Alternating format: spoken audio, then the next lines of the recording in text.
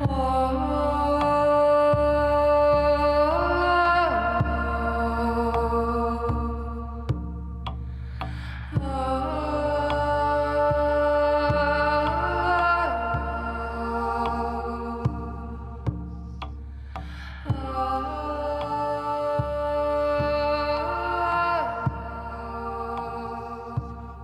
play the orator as well as Nestor, deceive more slyly than Ulysses could, and like a Sinon take another Troy.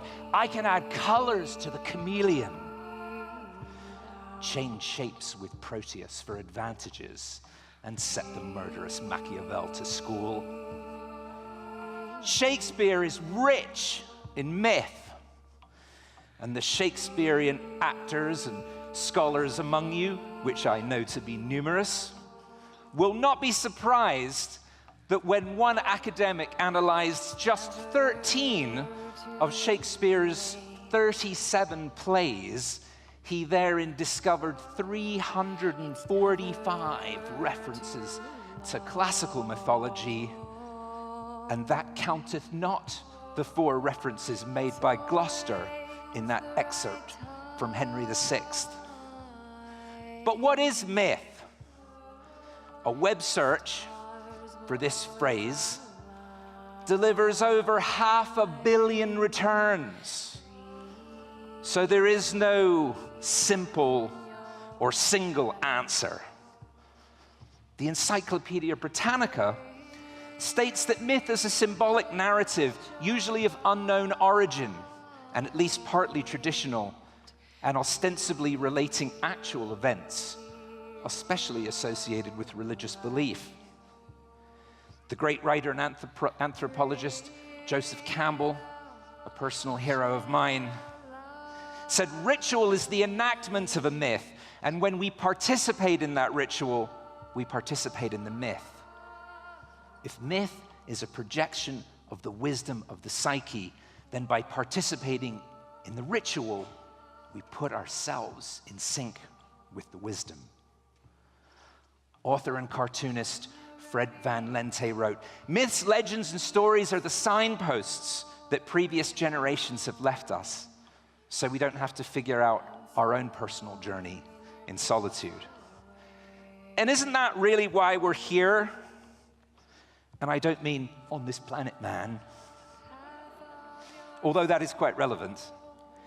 I mean here in the glorious Art Deco Fox Theater of Tucson, Arizona. Is it not resplendent? I know you, you savvy artsy Tucsonans. You didn't come here just for regular entertainment. You can stay home and use your mobile device and favorite streaming service for that. You came here because you want to be part of the journey. We have one thing in common with each other and with all humans, going back to our earliest ancestors who gazed in puzzled wonder at the tapestry of stars above them, uncomprehending. We all ask, what's out there? Where do we come from? Where are we going, and why are we here? We cannot really comprehend the answers, or as Douglas Adams said in Hitchhiker's Guide to the Galaxy, even really the question. So we turn to mythology, because the archetypal stories of myth allow us to fit a partial frame of understanding around the biggest mysteries. And so when the young hero saves the princess, he saves a little bit of us too. OSIRIS-REx, that daring little robot spaceship that we are here to celebrate, takes its name from myth, as does Bennu, the asteroid at which it is about to arrive. And when we depart for the unknown, we take our mythology with us, so we don't feel so alone in the night. We name the planets and moons after mythological beings: Venus, Jupiter, Saturn, Titan, Europa, Hyperion, Enceladus, Amaltheus, and so many more. And our ships, and spaceships too: Mercury, Gemini, Apollo. And even the days of our weeks are named after gods from mythology: Tyr, Woden, Frigga, and Thor. My friend Neil Gaiman says myths are compost, but he means it in a good way. They begin as religions, the most deeply held of beliefs, and then, as the religions fall into disuse, or the stories cease to be seen as the literal truth, they become myths. And the myths compost down to dirt and become a fertile ground for other stories and tales, which blossom like wildflowers. And so the story is told again. The old becomes new, but it retains within itself part of the original. And by embracing myth, we begin to grasp the unexplainable and to see that we ourselves are all part of the never-ending story. If the journeys of yesterday become the mythology of today, then what we do now influences the future. And the mythology of the future will grow from the intellectual and literary compost of today. Perhaps even Bennuval itself will pass into mythology over time.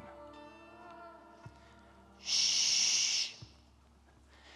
There's one part of the universal secret that I'm allowed to tell you, and it is this. Science helps us understand the universe in which we live. And the arts and humanities make living in that universe worthwhile. The rest of it, you're going to have to discover for yourself.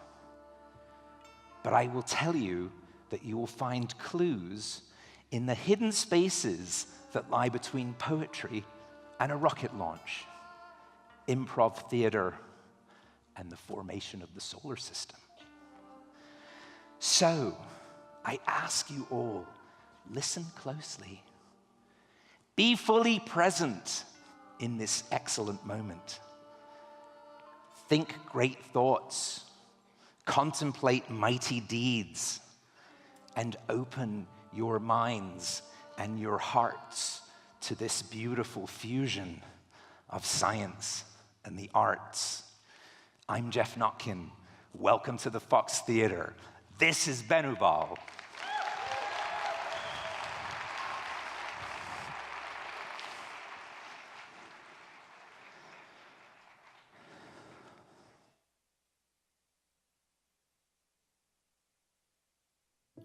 Landing on the Moon by Mae Swenson.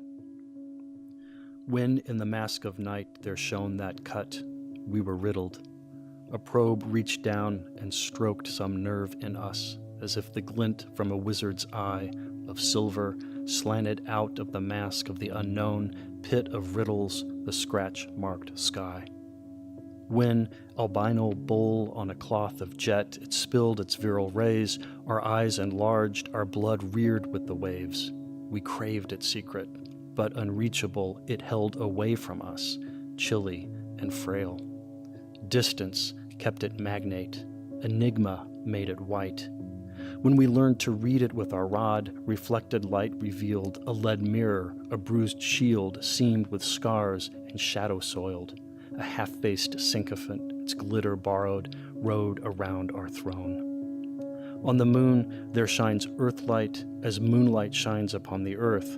If on its obsidian we set our weightless foot, and sniff no wind, and lick no rain, and feel no gauze between us and the fire, will we trot its grassless skull, sick for the home-like shade? Naked to the earth beam we will be, who have arrived to map an apparition, who walk upon the forehead of a myth. Can flesh rub with symbol? If our ball be iron and not light, our earliest wish eclipses. Dare we land upon a dream?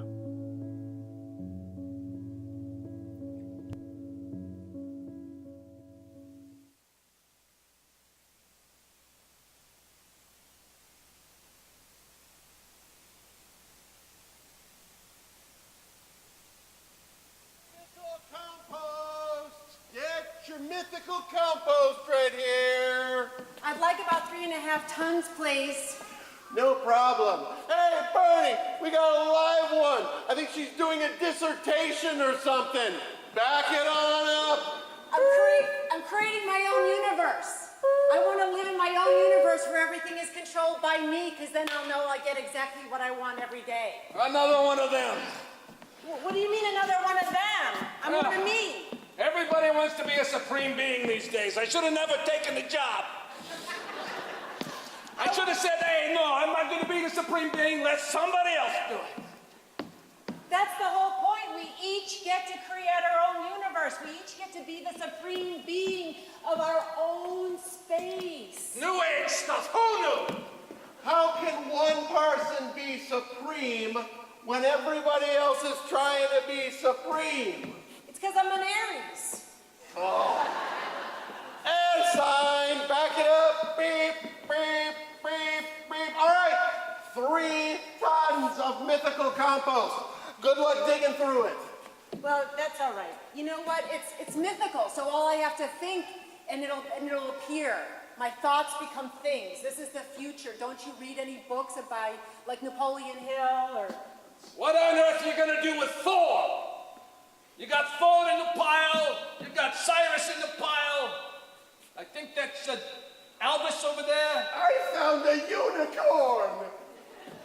See, I knew it was my universe. Thank you very much. Go on, be free. Fine, so tell me, enlighten me, oh supreme being, about what is so great about your universe. Well, I can tell you it's because everybody in my universe is female, but that would be a lie.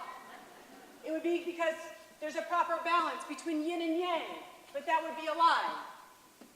The truth is, I have things that I do every day that make me feel important, like putting on my mascara every morning, one eye and then the other eye. Oh, I get it, rituals. Exactly. Yes, you do it over and over and over again, and soon people will forget about how it started.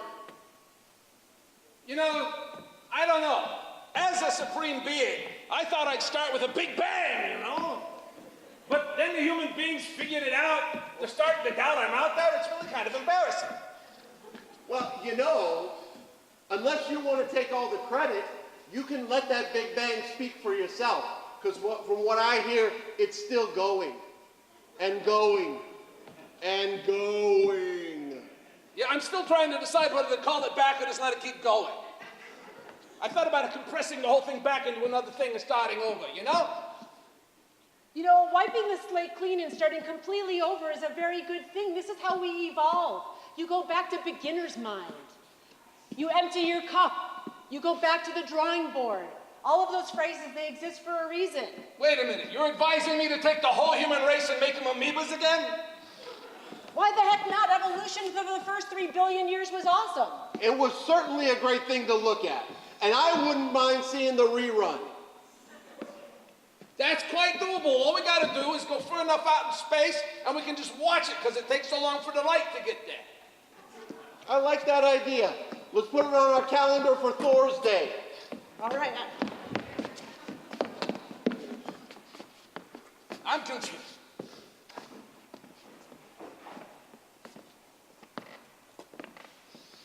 Listen,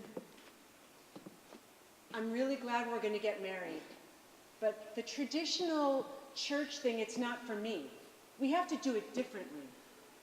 We have to make something our own. I hear what you're saying, and I would love to do whatever you would want to do.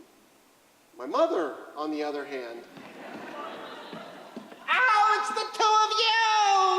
You're just the cutest little thing! Oh, yes! Thanks, Mom. I've been talking to Father O'Reilly, Pastor Evans, and our rabbi. We're going to have the biggest church wedding in the world. We're inviting all the religions. See what I mean? It's antiquated. That's an antiquated process. I don't want to do that. I'm progressive.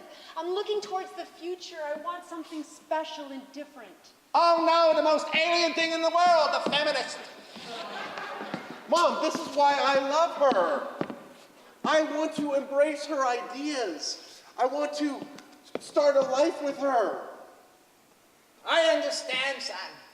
And she's beautiful, and she's intelligent, and she understands things. But is that what you want in a woman? Oh my goodness gracious. I think I do. No, you want somebody like me. Oh, Mom, I love you so much. You have Wait taken a me minute.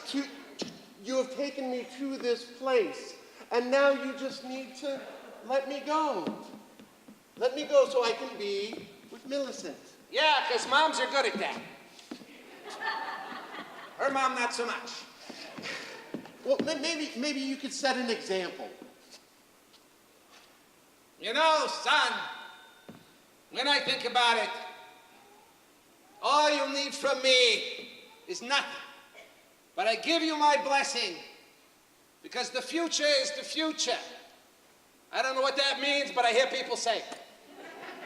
And I figure that we go into the future with the eyes open. So, go for it, kid. You mean it? Kind of.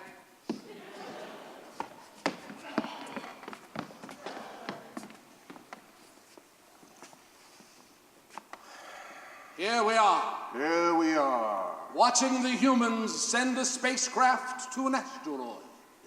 Again?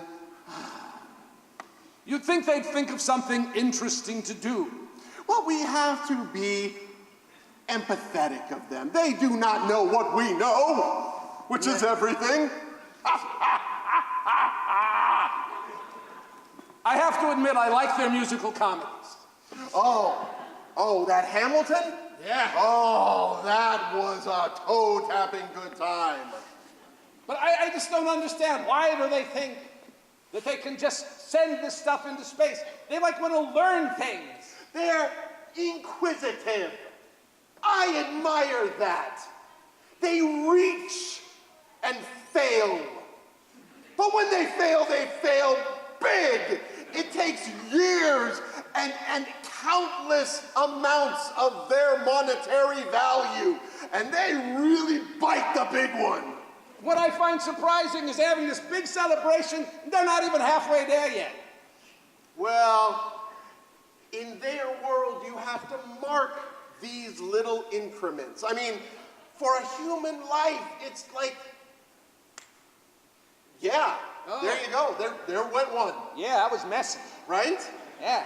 We're in it for the long haul, my friend. Well, I think it's time for us to go recreate the universe. All right. I'll dig into the mythical compost.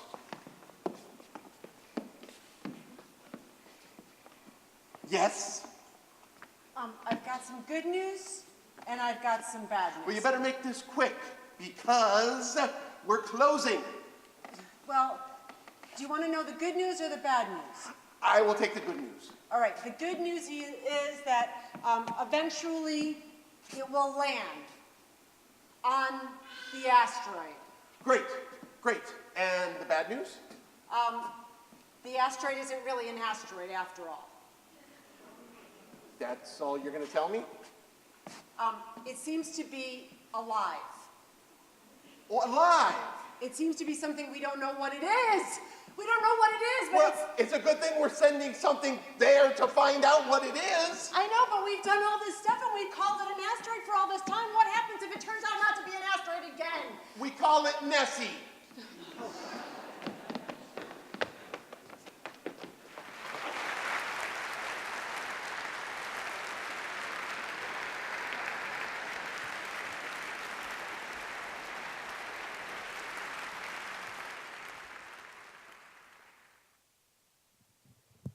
I'm going to talk to you a little bit about Japan.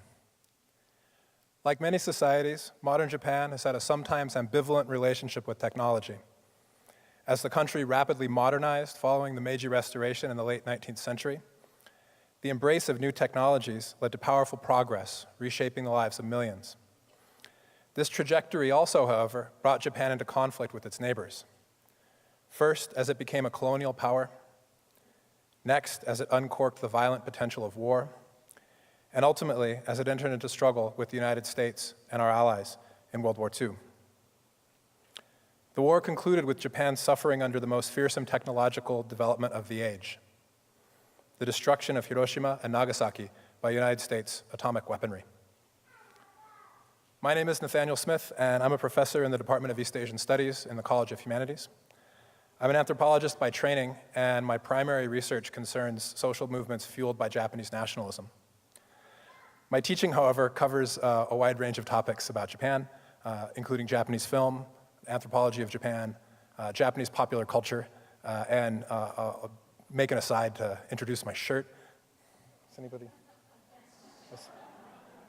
This is the mascot for the city of Kumamoto in Japan. It actually has a name, Kumamon. So welcome, Kumamon, to the Fox Theater. Tonight, I'd like to give you a few examples of how Japanese popular culture has taken up the issue of technology, both to work out worries and to imagine new hopes. First, we'll look to the 1950s, not even a decade after the end of the war, as Japan rebuilds and retools its industries to support its new ally, the United States, in the burgeoning Korean conflict. Between 1946 and 1958, after relocating the native population, the United States detonated over 20 nuclear devices on Bikini Atoll in the Marshall Islands. In 1954, fallout from a hydrogen bomb test on Bikini contaminated a Japanese fishing boat, ultimately leading to the death of one fisherman. It was in this context of fears of radiation that the king of the monsters arrived on the scene. The name Godzilla is a portmanteau of the Japanese words for gorilla and whale, gorira, kujira, Gojira. While a fearsome metaphor for nuclear power, this irradiated sea creature was somehow relatable. He didn't ask to be created, and he wasn't necessarily the enemy of humanity. But ask anyone fleeing from his lizardly shriek, we'd still better figure out what to do about him. Soon, Japan came to see technology as a window to a new future. This sentiment was on display in 1963 in the debut of the first animated television series in Japan, Astro Boy. Astro Boy, or Mighty Atom, was the work of the godfather of Japanese animation, Tezuka Osamu, and based on his comic strip of the same name. It is set in a future world where robots and humans live together. Adam, the boy robot, was created by a scientist father to replace his human son, who had tragically perished in a self-driving car accident. It's true. Adam has human emotions. He has robotic potential, but he also has robotic limitations. He never grows old, while his father, the scientist, does. The series shows technology rehabilitated at a time Japan had unveiled the new bullet train, opened a monorail connecting Haneda Airport to new subway lines, created futuristic elevated highways encircling Tokyo, and was preparing to host the Summer Olympics. Japan was reemerging on the global stage, and in Astro Boy, technology was being welcomed, literally, back into the Japanese family. By the 1970s, just a few short decades after the end of World War II, Japan had traversed a vast distance. Its economy was on the cusp of the booming 1980s. Its consumer appliances and automobiles were increasingly popular worldwide. And alongside a famous work ethic and business acumen, technology seemed to be the key to this new Japanese success. A new generation grew up that had never known war, and Japanese popular culture dug back into history to find parables for the future. Enter Star Blazers. I grew up watching this series. It debuted in the United States in 1979, about the time of the original Battlestar Galactica. It was 3 seasons long, and Star Blazers was one of the first animated shows where the narrative arc lasted over the entire series, with stories not simply wrapping up over an episode or two. In effect, Star Blazers was the first major animated space opera. The story concerns an alien attack on planet Earth. To survive radiation from the alien bombs, humanity moves underground. After a friendly alien race offers to help by sharing its technology with the stunted humans, a plucky group of humans endeavor to travel to planet Iskandar to secure this technology. Their space vessel is a sunken battleship, reclaimed from the bottom of the sea and retooled for space travel. What I didn't know as a kid is what would have been very clear to audiences in Japan. The battleship was the Yamato. The real battleship Yamato was commissioned 1 week after the attack on Pearl Harbor and featured the largest guns ever mounted on a warship. She sunk, however, in April 1945. The relationship to history was clear in the Japanese title of Star Blazers, which was Space Battleship Yamato. In Star Blazers, then, technology from Japan's imperial past is rehabilitated and called upon to rescue all of humanity, redeeming the failures of empire and the work of generational forefathers in order to secure a future for all humanity's generations to come. Science fiction has been a place in Japanese popular culture to think about technology, to consider the family, and to come to terms both with history as well as to imagine new kinds of futures. These kinds of popular mythologies, however, are not simply a post-war phenomenon. They channel the power of storytelling in both religion and folklore to imagine new worlds, something that has long been a part of many cultures, including our own. The science of space exploration, however, is not simply fiction. So I'd like to turn it over to Dante Lauretta to find out more about current projects of the Japan Space Agency. Thank you.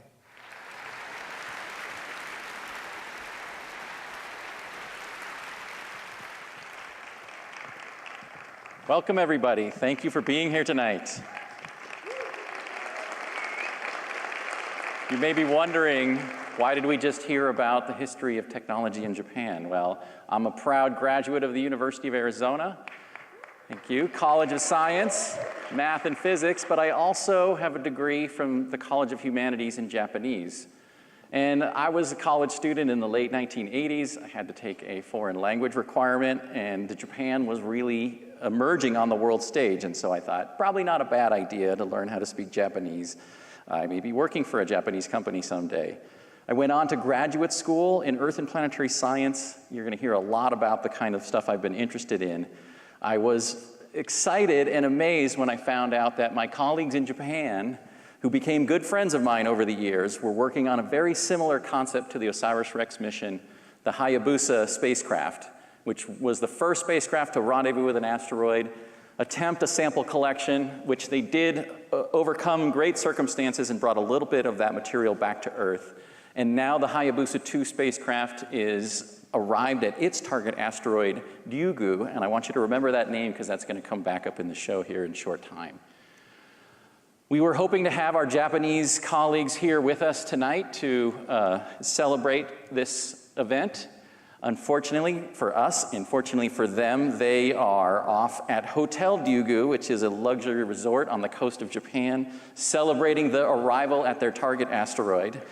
And I'm a member of that science team. Unfortunately, I couldn't be there. My wife, Kate Crombie, is also a member of that team, and she is there. She just texted me a bunch of photos from the seaside of Japan, so she's off having a really great time. And before I get started with a very quick update on what the Hayabusa 2 team has been up to in Japan, Kate and I are both very proud to announce that we have contributed $12,500 in matching funds, and we raised another significant part of that tonight at the VIP auction to establish a scholarship at the University of Arizona, an annual scholarship for students who are combining studies in humanities and science. So thank you to those who donated tonight. And if you're interested in learning more about that and supporting that great cause, please let us know. So the Hayabusa 2 mission is a great interplanetary adventure. I'm always proud to see our colleagues around the world embarking on journeys of planetary exploration. And we actually have a strong partnership at the University of Arizona and the Japanese Space Agency. We work together on helping them formulate their mission concepts and also working on their science teams. The Hayabusa 2 spacecraft launched in December of 2014. Did an Earth gravity assist to help it get to their target asteroid about a year later. And they've been cruising through interplanetary space for the past 4 years. They arrived at the target on June of 2018, just a few months ahead of us, arriving at asteroid Bennu. And just think of how amazing that is. Right now on Earth, there are 2 teams controlling 2 spacecraft at 2 asteroids, both with the stated objective of returning pristine, carbon-rich material from the dawn of the solar system. They had a couple of amazing firsts on their program. They had deployed 2 so-called asteroid rovers, and I'll tell you why I say that in a minute here. Plus, in the true spirit of the humanities and international cooperation in spaceflight, they dropped a lander that was built by the German and French space agencies called the Mascot onto the surface. Right now, they are in what's called conjunction. So the asteroid and the Hayabusa 2 spacecraft have gone behind the sun, and they can no longer communicate with it, as expected. It's going to be there for a couple of months before they see the signal again. They're expecting to hear from their spacecraft in January. And in early 2019, they're going to attempt the first descent to the asteroid surface to collect a sample from asteroid Ryugu.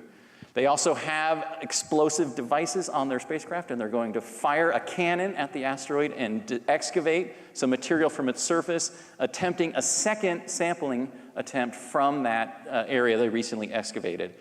More rovers will be deployed on the surface, and then by the end of 2019, they will start their journey home, ending with Earth return in December of 2020. And I'm really excited to announce that we have formed a joint international team of sample scientists, not just the United States and Japan, but from France and Germany and Australia and many other countries around the world. And we are going to be analyzing the samples from Hayabusa 2 and the samples from OSIRIS-REx for a period of 5 years so that we can do a lot of cross-comparison and maximize the scientific return from these two adventures.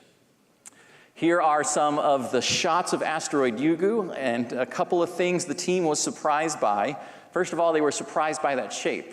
And I don't think they should have been, and I'll show you why in the second act of the Bennuval. But it has this fascinating, what we call spinning top. Bennu has a very similar shape, turning out to be common among near-Earth asteroids, objects that are in the inner solar system with orbits inside that of Mars. We think that's very reflective of the structure of the object, that it's a loose pile of rubble that's spinning and kind of bulging out at the equator. The biggest surprise is how rugged that surface looks. There's a lot of boulders, there's a lot of terrain that looks inhospitable for safely contacting down. This is a shot of the surface from 42 meters where they went very close to the site they were thinking of getting their sample from. Pretty daunting to get a spacecraft down there and grab a sample off of that surface. They have had some amazing shots from the surface of the asteroid. This is from their Minerva rover. And as I mentioned, it's not really roving in the sense that the Mars rovers have wheels and they drive around on the surface of the asteroid. They're kind of hoppers. So they get into position on the surface, they take some images and some scientific data, and then when they want to go somewhere else, they kind of push themselves up, springing in the microgravity environment of the surface of the asteroid to land on a different location. Again, the biggest thing coming out of this information is the ruggedness of that surface with very little loose material, something that we're interested in learning about asteroid Bennu as well. And then here is the descent over their sample site. They did a series of rehearsals to make sure they could get their spacecraft targeted to the location that they wanted to. They got down to 12 meters, a really significant challenge, and now they are catching their breath. As you can imagine, that was an intense series of operations for them between June and now, deploying rovers, deploying landers, descending to the surface, processing all that data, picking the site that they want to go to. So they've had a chance to take a break. They're processing their data, thinking about what they want to do. But they do embrace this whole spirit of the Bennuval with the name Ryugu, and you'll hear more about that from our next speaker, Takashi Miura, and his tale of a turtle lost in time. Thank you.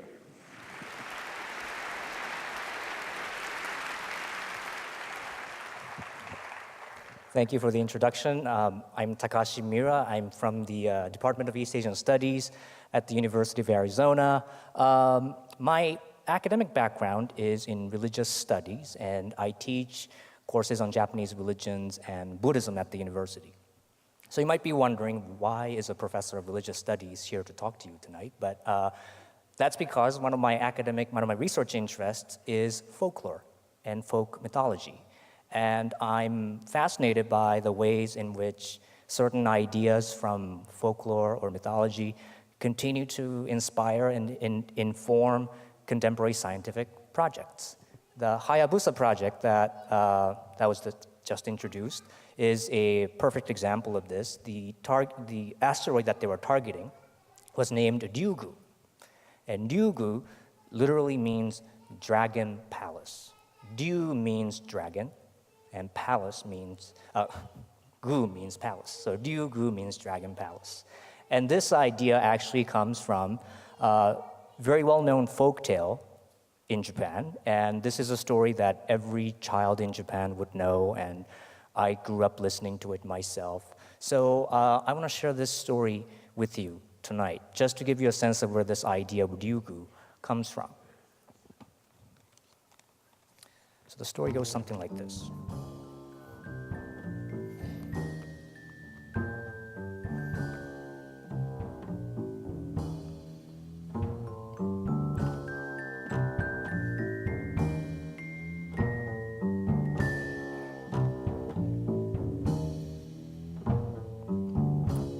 Once upon a time, in a faraway village by the sea, there lived a young fisherman named Urashima Taro. He was a hardworking and kind-hearted young man and lived a modest life with his parents. One day, he was walking along the shore and he saw a group of boys picking on a turtle with sticks. "Stop doing that," shouted Taro, and he chased the boys away. The turtle swam away safely.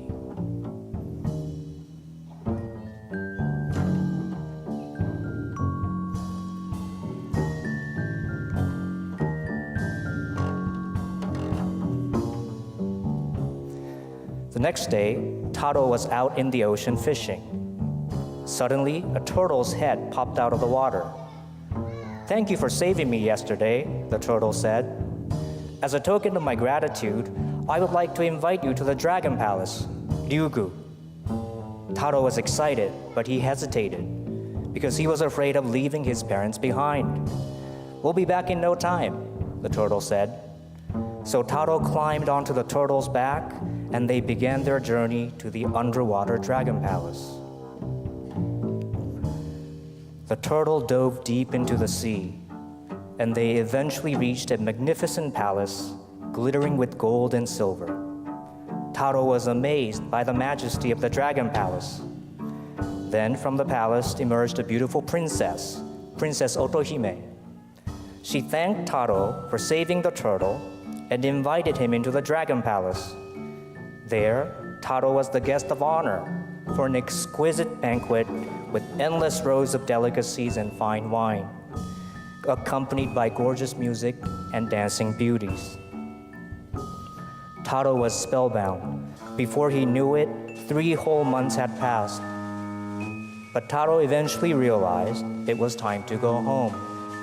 He was worried about his parents. As a farewell gift, Princess Otohime handed him a jeweled box.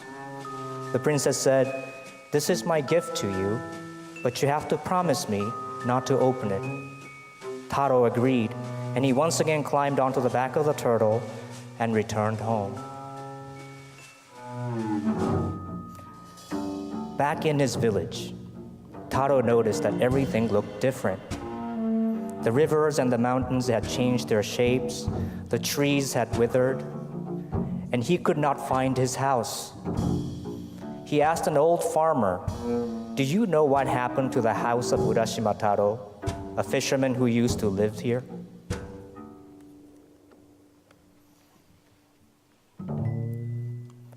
The old farmer said, "When my grandfather was a young man, someone by that name was said to have traveled to the Dragon Palace. He never returned." Taro realized that many, many years had passed while he was in the Dragon Palace. His parents and all of his friends were gone. Feeling lost and lonely, Taro remembered about that box Princess Otohime had given him. Not knowing what to do, he opened it. Then white smoke poured out of the box and covered him. In an instant, Taro was transformed into a silver-haired old man. No one knows what happened to Taro after that. Some say that he turned into a crane and flew away, but that's another story.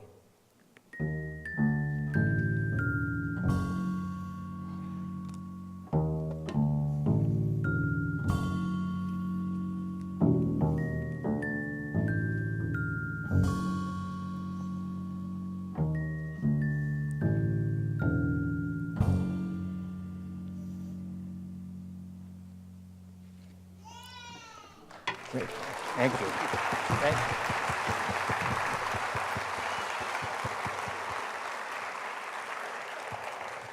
So that's the story of Urashima Taro, this fisherman who saves a turtle, goes to the Dragon Palace, comes back, and finds out that hundreds of years had passed while he was gone. And he opens this magical box and turns into an old man. It's an interesting story, and there are many different ways of interpreting this story, I think. But Ryugu, the Dragon Palace, represents in this story this otherworldly, magical place, a different dimension, basically, where time flows differently.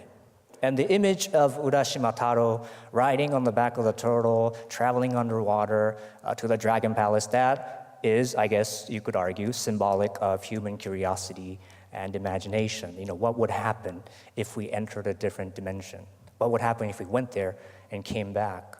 What would happen if we took something from there, brought it back, and opened it on our side, like the magical box that Taro was presented with? So there are many interesting analogs between this folktale and the story of the Hayabusa 2 project of the Japanese Space Agency. Now I want to say a few more words about where this conception of Ryugu comes from, and I want to do so by talking about traditional Buddhist cosmology and how it informs the conception of Ryugu. So what you see here on the screen is what in Buddhism is known as the wheel of life. Right? This is showing the cycle of birth, death, and rebirth, cycle of reincarnation. According to Buddhism, you don't live just once. You live many, many, many lifetimes, and you keep coming back to this cycle of reincarnation. And it's not even guaranteed that you get to be born as a human being every time. We sort of assume that we get to be human every time, but that is actually a luxury, right? And there's actually 6 possibilities, 6 different things, categories of things that you could be reincarnated into. First one, up there, you could be reborn as a god. Right? This is very rare, but in theory, if you have good karma and accumulate virtues and merits, you could be born as a god, something we could all aspire to, maybe. Next, you could be born as a demigod. These are sort of lower forms of divinities. They're considered as gods, but they're always angry. They're always waging war against the higher gods, so this is a less pleasant form of rebirth. Next, you could be born as a hungry ghost. If you're a selfish person, if you're a greedy person, if your life is dedicated to accumulating wealth for your own sake, for your own luxury, without caring about the suffering of others, you could be born as a hungry ghost. And hungry ghosts are always hungry. I don't know if you can see them on the screen, but they have big bellies. They're always hungry, but they can't eat anything because their necks are too narrow, too thin. They can't swallow anything. They're always thirsty, but they can't drink anything because they're always breathing fire. So I don't recommend this particular rebirth, if you ask me. Okay? But being a hungry ghost is better than being in this next stage or world, hell being. Many people find this surprising, but there is a conception of hell in Buddhism. And the Buddhist hell is a lot of fun. There is burning hell, there is freezing hell. There's also a form of punishment where you get chopped up into pieces. But then your body regenerates. And you're like, oh, why, thank you. But then you get chopped up again. And then that process continues. But not to worry, this is not a place of eternal damnation. Once you work out your negative karma, you can be reborn elsewhere. So this is a fair system. I mean, you'll have to suffer for eons, but there's a way out, yes. Next, you could be born as an animal, and this isn't a particularly pleasant form of rebirth either, because if you're an animal, you're always worried about other animals trying to eat you, humans hunting you, so this is not very fun either. The best form of reincarnation, according to many, is this next one, to be human, right? So congratulations, everybody, for making it this far. I mean, you're human, at least this time around, right? And why is this considered the best rebirth? Because in Buddhism, the goal of Buddhism is to be liberated from this cycle, because this cycle is painful. So if you look at the center of the circle, the wheel, you see 3 animals, chicken, snake, and a pig, representing what in Buddhism is called the 3 poisons. Poisons of hatred, greed, and delusion. You want to be liberated from these negativities in order to be liberated from the cycle itself. And it's understood that having a human mental capacity provides you with the best condition to overcome these negative desires. So we should be making the most of this rare opportunities in this lifetime, because, I don't know, some of us might be looking at a life as a hungry ghost. I mean, I don't know, I'm just saying, right? But back to the gods.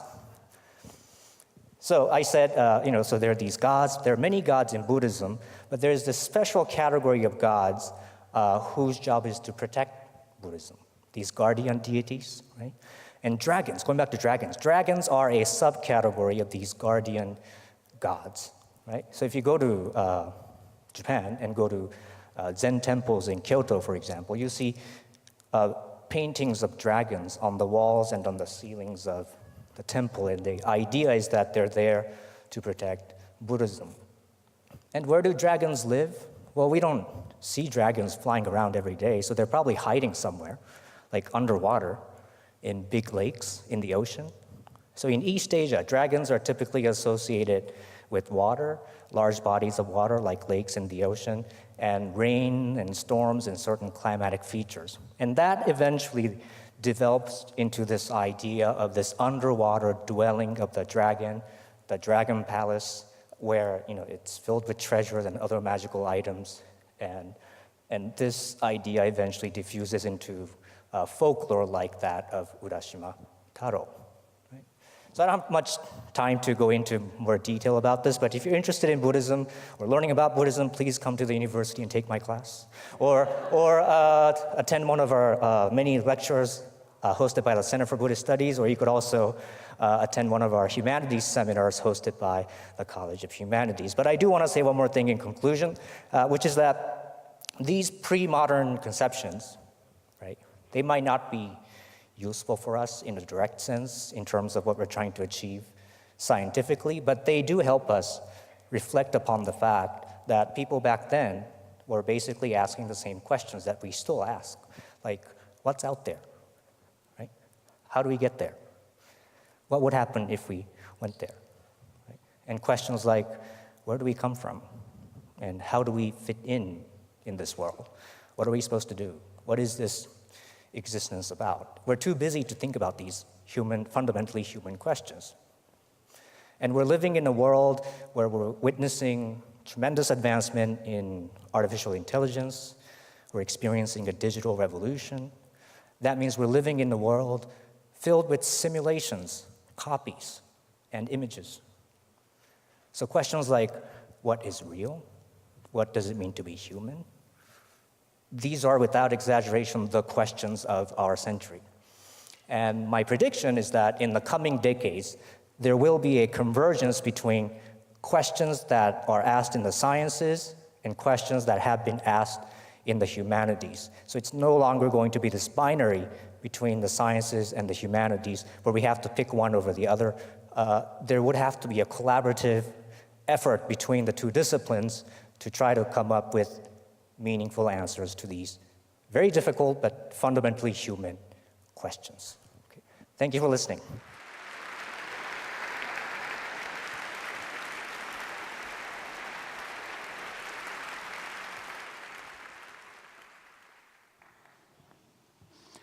So what do you think so far?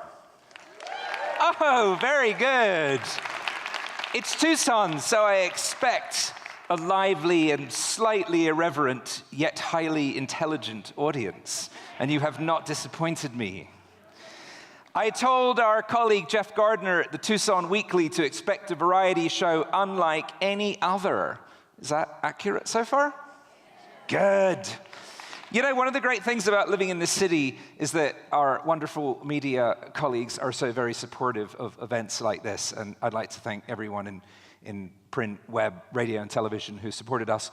And also all the people that you don't see, the crew behind the scenes at the Fox that are working very hard to make this happen. And that is part of the magic of the universe, the people who work behind the scenes.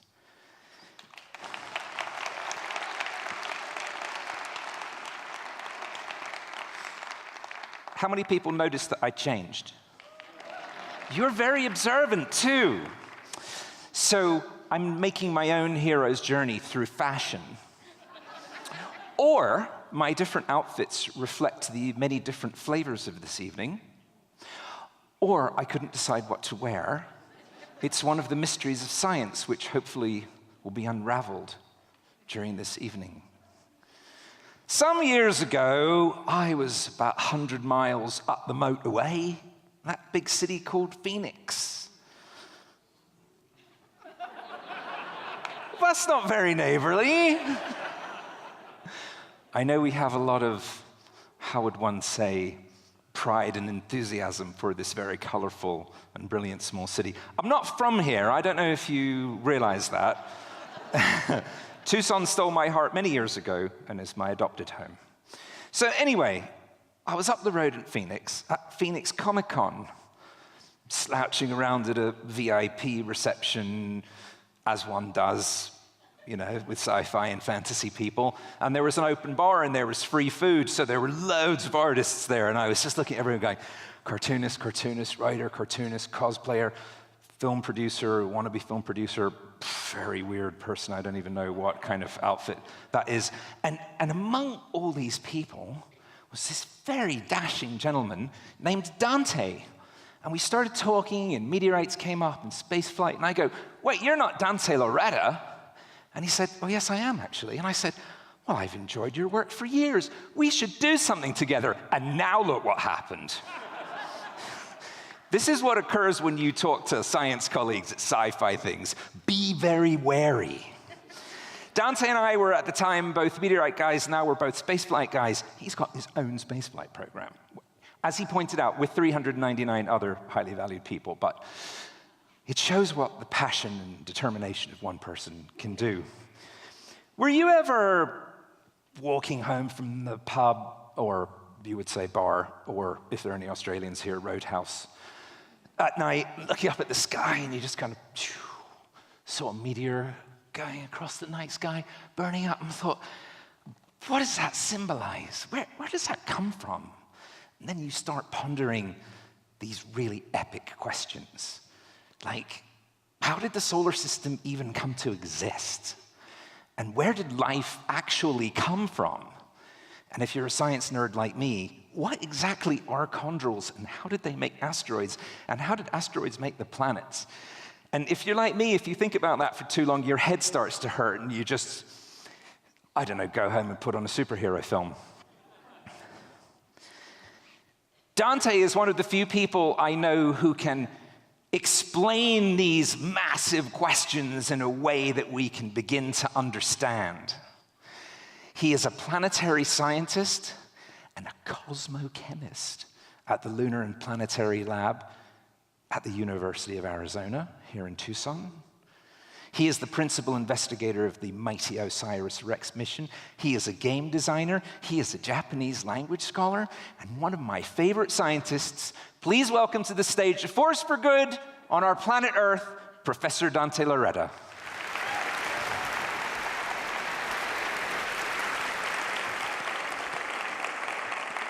Thank you, Jeff.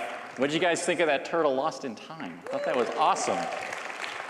A great collaboration between our dance troupes and our musicians and our humanities professors, so thank you for that.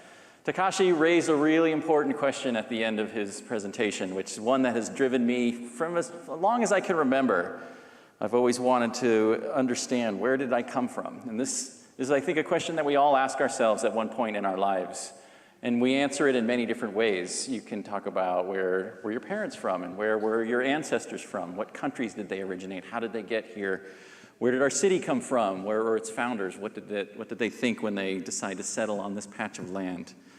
I like to think even farther back than that. When I was first getting started in science,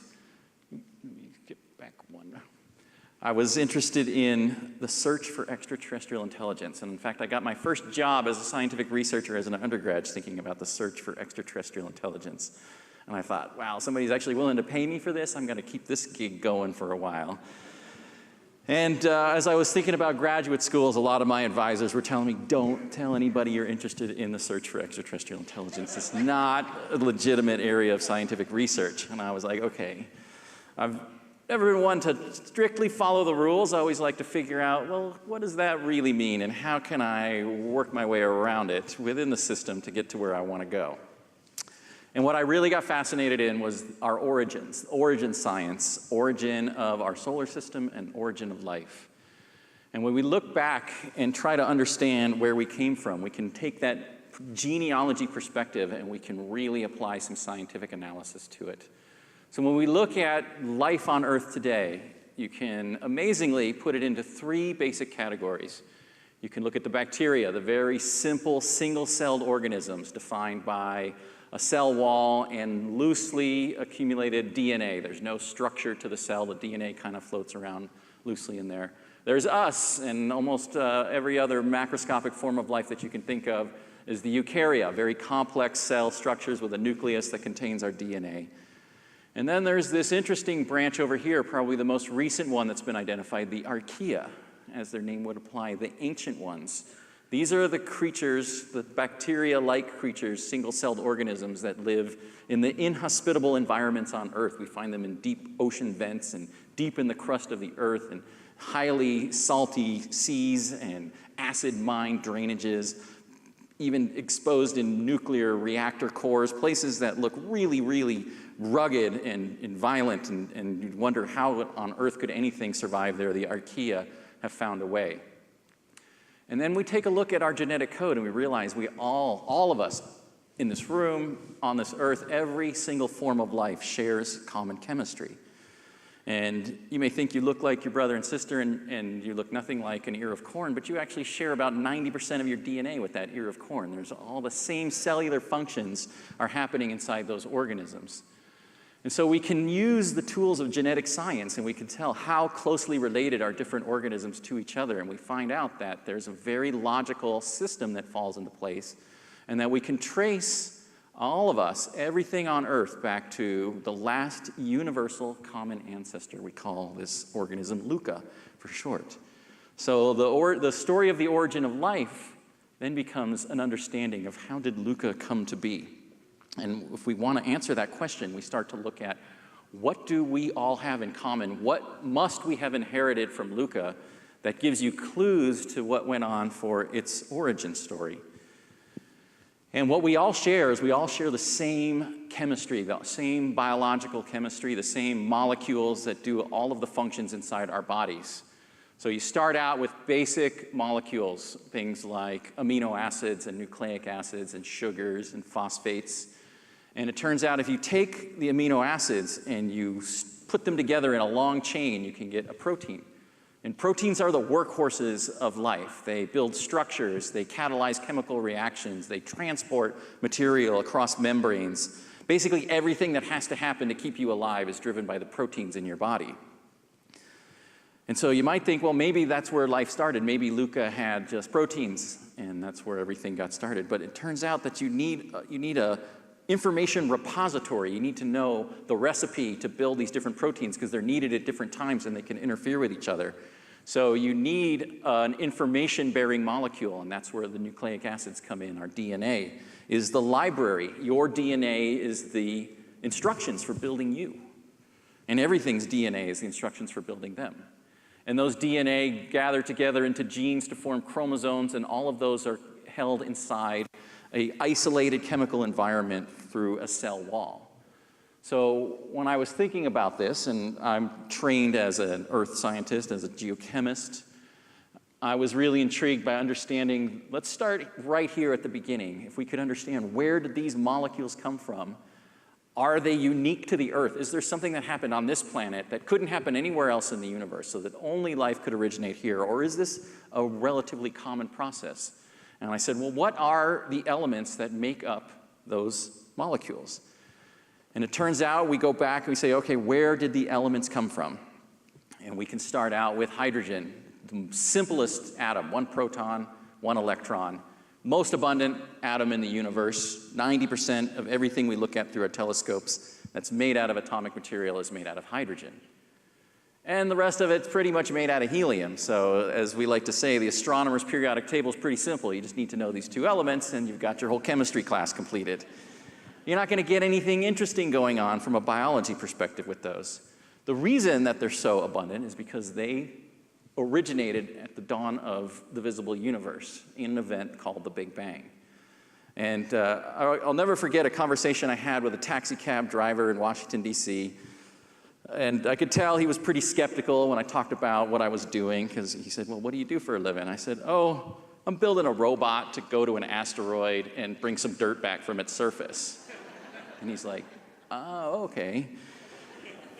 And he said, well, let me ask you a question, smart guy. He said, how do we know the Big Bang ever happened? And I said, well, it was so big and it was so loud that we can still hear it. In fact, everywhere we look in the universe, we see the cosmic microwave background radiation falling upon us, and that is the energy that escaped from the Big Bang. And we know it happened because we can see it, we can hear it, it's all around us, and we can trace it back in time to this point where the space opened up and electromagnetic radiation could propagate freely. It's been doing that for 13.8 billion years until those photons hit our telescopes. Well, that's great. So in the early universe, you had hydrogen and helium, and then not much was going on chemistry-wise. Something had to happen to make life come along. Turns out, once you form a star, amazing things start to happen. We have this beautiful star that our planet orbits around called the sun. The sun is powered by nuclear energy. It's a giant furnace where hydrogen is burning into helium. And that powers all the energy that reaches us, all the warmth and the light. We use it, plants use it for photosynthesis. We then get that energy through the food that we eat. And inside that star, hydrogen is turning into helium. And that's what's going to happen through most of its life and what we call the main sequence. It's going to happily burn hydrogen, it's going to turn it into helium. Eventually, that fuel is going to run out. And when that happens, it might be the end of the road, except for stars like our sun can take that helium and they say, well, we can just burn that. Why not? And you take helium and you fuse it together and you get carbon and you get oxygen and you get nitrogen and you get some other side chain reactions and you can bring in two other really important elements, sulfur and phosphorus. Larger stars can keep this going even further, and you can get all the way to iron. Iron has the unique characteristic that it's the most tightly bound atomic nucleus, which means you can't gain any energy by fusing it to make anything heavier. But these massive stars, when they die in a spectacular explosion called a supernova. That's such an energetic event that it actually creates elements beyond iron all the way up to the top of the periodic table, uranium and beyond. But these are the ones we're interested in. It turns out, with the exception of helium, these 6 elements are used for the majority of biology. They're the ones that are formed earliest in stellar evolution. And if you take just the first 2, hydrogen and carbon, you get hydrocarbon molecules. Kind of interesting. Can't do a lot of biology with it, but you're getting pretty close. You bring in oxygen and you get carbohydrates and lipids, and those lipids are really important because those lipids are the things that can make boundaries that are impenetrable to water. They can create cell walls. You can isolate the chemical environment from things that are around it, and you can start to have a system that is closed. You bring in the next element, nitrogen, and now you're getting really interesting. You're getting the amino acids and those protein chains, the workhorses of biology. With 4 simple elements, all of a sudden you're on your way to building the last universal common ancestor. You bring in sulfur, you can make a wider variety of amino acids and proteins. We only need 20 amino acids to build all the proteins in our body. So don't need a lot of variety here. And then phosphorus shows up, and things get really interesting because now you can make the nucleic acids, and most importantly, that sugar phosphate backbone, which forms the double helix of DNA, and you have an information-bearing molecule. So right away, when we're starting to think about the question of, are we alone in the universe? Well, our chemistry doesn't look like it's that unique. The chemistry that builds us is something that's produced in stars everywhere we look in the universe. So then what had to happen? You had to get those chemicals out of those stars into a planetary system. So we take a look at where these stars are forming. We're going to peer into a stellar nursery. This is a fly-through of the Orion Nebula. If you ever get a chance on a dark night and you're looking at the constellation Orion, which is rising in the east right now in the winter months, in Orion's belt there's a greenish feature. If you get a good telescope out or even a nice pair of binoculars, you can see the Orion Nebula. And the Orion Nebula at its center has these 4 stars that we call the trapezium. These are big, massive stars. They're burning very hot, very bright, and they're pumping out a lot of energetic radiation in the ultraviolet. That ultraviolet radiation is hitting the boundaries of this giant molecular cloud, and it's eroding it away and it's revealing all these dense cores on the inside. And we start to get really excited when we take a look at what's happening here. I'll never forget the first time I saw the images from the Hubble Space Telescope of this region. It was in 1994 at a research conference at a small college in New England, and one of the researchers put up the pictures of these tadpole-looking things, which were everywhere in the Orion Nebula here, and their tails all seem to be pointing away from one of these massive stars. And then we turned the infrared telescopes on, and we were able to use the infrared radiation to peer inside what were called those proplids. And what we saw happening inside there was a disk of material spinning. This is on the order of the scale of our solar system. This is a young star that's being born. So everywhere inside that Orion Nebula, hundreds and hundreds of planetary systems are forming, and they're being exposed by that energetic radiation coming from those 4 massive stars at the center. So we really feel like the chemistry of life is common. All of these disks share that common chemistry of the giant molecular clouds. All of those were fed by earlier generations of stars, producing those key molecules for biology. So once you get inside these protoplanetary disks, you have additional chemical reactions taking place, but more importantly, in the giant molecular cloud, you have tiny dust grains and ice particles. Inside the disk, they can start to clump together, and you can go from dust to larger grains, ultimately to planets. And in fact, we look at our meteorites, samples of asteroids that date from this era in the solar system, and we see that, in fact, there's some really interesting processes that took place. We think these clouds of dust were clumping, probably very small dust bunnies on the order of centimeters down to millimeters, and then something swept through that protoplanetary disk, a massive series of flash heating events, melting those into droplets of fiery rain, which crystallized into objects that we call chondrules. And chondrules, which are these pebbles that dominate the textures of the most primitive meteorites that we study, seem to be the building blocks of planets. They're mostly made out of rocky material, magnesium, silicon, iron, calcium, oxygen, not the stuff of life. So we got really interested in, okay, we know rocky material was abundant in these protoplanetary disks. How did the origin of life take place? We go back through the history of the Earth. We can see the signs of the earliest life forms showing up about 4 billion years ago, even though we think the Earth is 4.5 billion years old. We say, well, what was happening in the solar system? Was there something that may have triggered the origin of life? We find that we can't really understand that from the Earth's geologic record because that's been obliterated. But we go to the surface of the moon and we can see the story beyond the earliest rocks on Earth. And one of the most important things we learned is that the first 500 million years of the Earth's history were dominated by massive asteroid impacts on our planet's surface, with a peak of impacts about 500 million years after our planet formed. These impacts were repeated and massive. They probably melted the surface of the Earth, vaporized the oceans, created a hostile steam atmosphere. If there was something that was alive on the planet at that time, it certainly would not have survived that process. Then the flux seems to have quieted back down to the background asteroid flux we see coming into the Earth today. And the Earth cooled, the crust solidified, the oceans liquefied, and life showed up right away. So the question is, where did those key elements and those key molecules for the origin of life come from? Well, as I dig into the different meteorite types, I became fascinated with a special group called the carbonaceous chondrites. And they're called this because some of them have very high abundances of carbon, nitrogen, oxygen, interesting sulfur chemistry, interesting phosphorus chemistry. And we really want to know, are the building blocks of life contained in these asteroids? Could it have been, after that late heavy bombardment, the seeds of life were delivered to Earth from the carbon-rich asteroids? And we did a lot of research looking at the amino acids, the nucleic acid compositions, and one of the hints that got us really excited was this excess in enantiomeric ratios. I know that's a crazy term that probably very few of you understand, but it means molecules can be mirrors of each other. You can have a left-handed version and a right-handed version.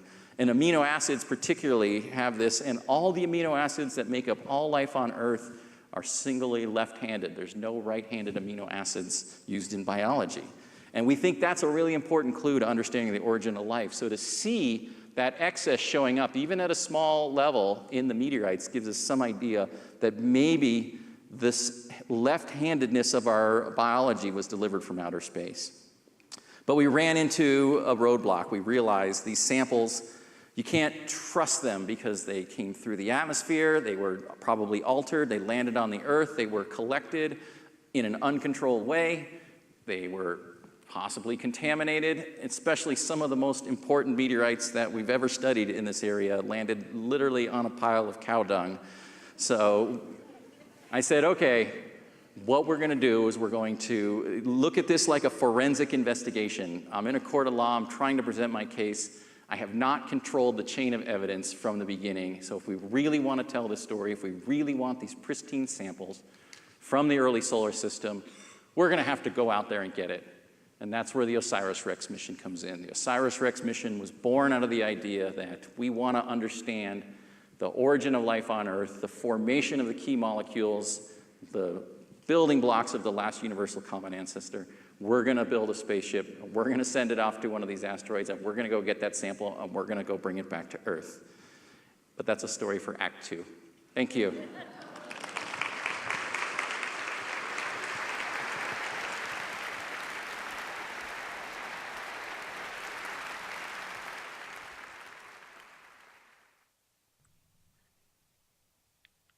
My God, It's Full of Stars by Tracy K. Smith. Part 3. Perhaps the great error is believing we're alone, that the others have come and gone, a momentary blip, when all along space might be chock full of traffic, bursting at the seams with energy we neither feel nor see, flesh against us, living, dying, deciding, setting solid feet down on planets everywhere, bowing to the great stars that command, pitching stones at whatever are their moons. They live wondering if they are the only ones, knowing only the wish to know, and the great black distance we, flicker in. Maybe the dead know, their eyes widening at last, seeing the high beams of a million galaxies flick on at twilight, hearing the engines flare, the horns not letting up, the frenzy of being. I want it to be one notch below bedlam, like a radio without a dial, wide open so everything floods in at once, and sealed tight so nothing escapes, not even time, which should curl in on itself and loop around like smoke, so that I might be sitting now beside my father as he raises a lit match to the bowl of his pipe for the first time in the winter of 1959. Part 5. When my father worked on the Hubble telescope, he said they operated like surgeons, scrubbed and sheathed in papery green, the room a clean cold and bright white. He'd read Larry Niven at home and drink scotch on the rocks, his eyes exhausted and pink. These were the Reagan years, when we lived with our finger on the button and struggled to view our enemies as children. My father spent whole seasons bowing before the oracle eye, hungry for what it would find. His face lit up whenever anyone asked, and his arms would rise as if he were weightless, perfectly at ease in the never-ending night of space. On the ground, we tied postcards to balloons for peace. Prince Charles married Lady Di. Rock Hudson died. We learned new words for things. The decade changed. The first few pictures came back blurred, and I felt ashamed for all the cheerful engineers, my father and his tribe. The second time, the optics jibed. We saw to the edge of all there is. So brutal and alive, it seemed to comprehend us back.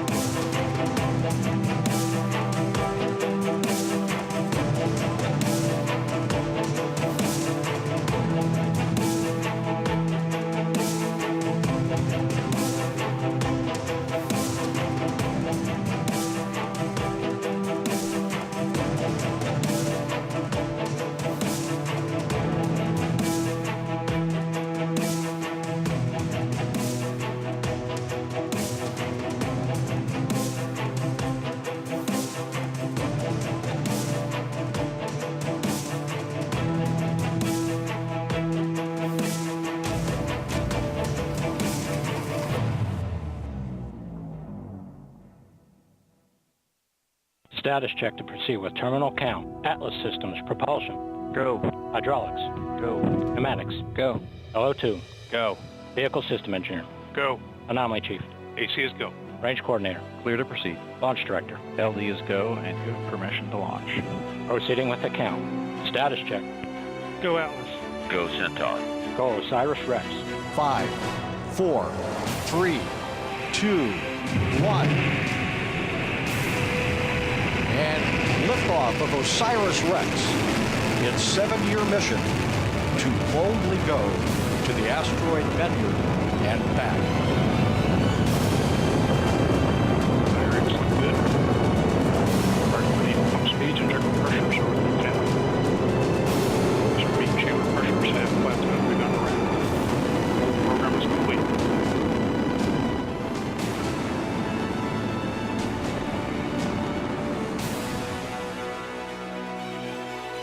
And you see the solid rocket booster jettison. Separation looks good. Mission. Yeah, full thrust on the aero fin. And we have indication of spacecraft separation.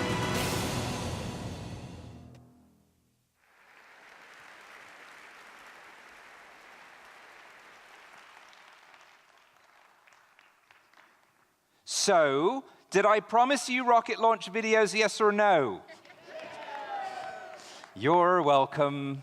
How was your break or recess? You say recess, and it was good. I know you're all out there checking your Twitter and Instagram for the wonderful tweets we've been sending out about Bennuval. Please make sure that your cell phones are off. So, I've been a spaceflight enthusiast for my entire life. And I was born just a very few weeks before Yuri Gagarin became the first human to leave our planet. And so, occasionally when people are impertinent enough to ask how old I actually am, I say the same age as human spaceflight, and I've traveled nearly as far. I'm perhaps a bit more enthusiastic, or some may say manic, about spaceflight than the average human. And when I was a little boy and we were in the midst of the Gemini and Apollo programs, my father used to send notes to the headmaster at my really stuck-up British school saying that little Jeffrey was staying home to watch the space missions, which was not well received at school. And so I got to stay home and watch these extraordinary adventures into outer space. So obviously, from a very early age, I developed a really positive association with spaceflight because A, it's fantastic, and B, I didn't have to go to school when it was happening. So when I was a little boy, I wrote a letter to NASA asking if they would just please keep doing missions all the time so I didn't have to go to school, which seemed like a great plan at the time. It still does, actually. So, like many boys my age, and girls too, I imagine, I wanted to be an astronaut, and I pursued it quite vigorously by joining the Air Force cadet program. But I learned very quickly that this kind of rigid life involving dedication and mathematics, engineering, and discipline, and uniforms, not really for me. Did anyone notice that I changed again? Yes, you're so observant. See, I'm doing my own hero's journey through fashion. Yeah, I think I said that in the first bit. Anyway, no, I changed into my colorful shirt because the second half of Bennuval 2 is going to be even more brilliant than the first half. In later life, I became a spaceflight advocate, and I am on the board of governors of the National Space Society, which is the world's oldest and largest grassroots spaceflight activism group in the world. And we were founded in 1974 by Wernher von Braun, who designed the Saturn V rockets that took us to the moon.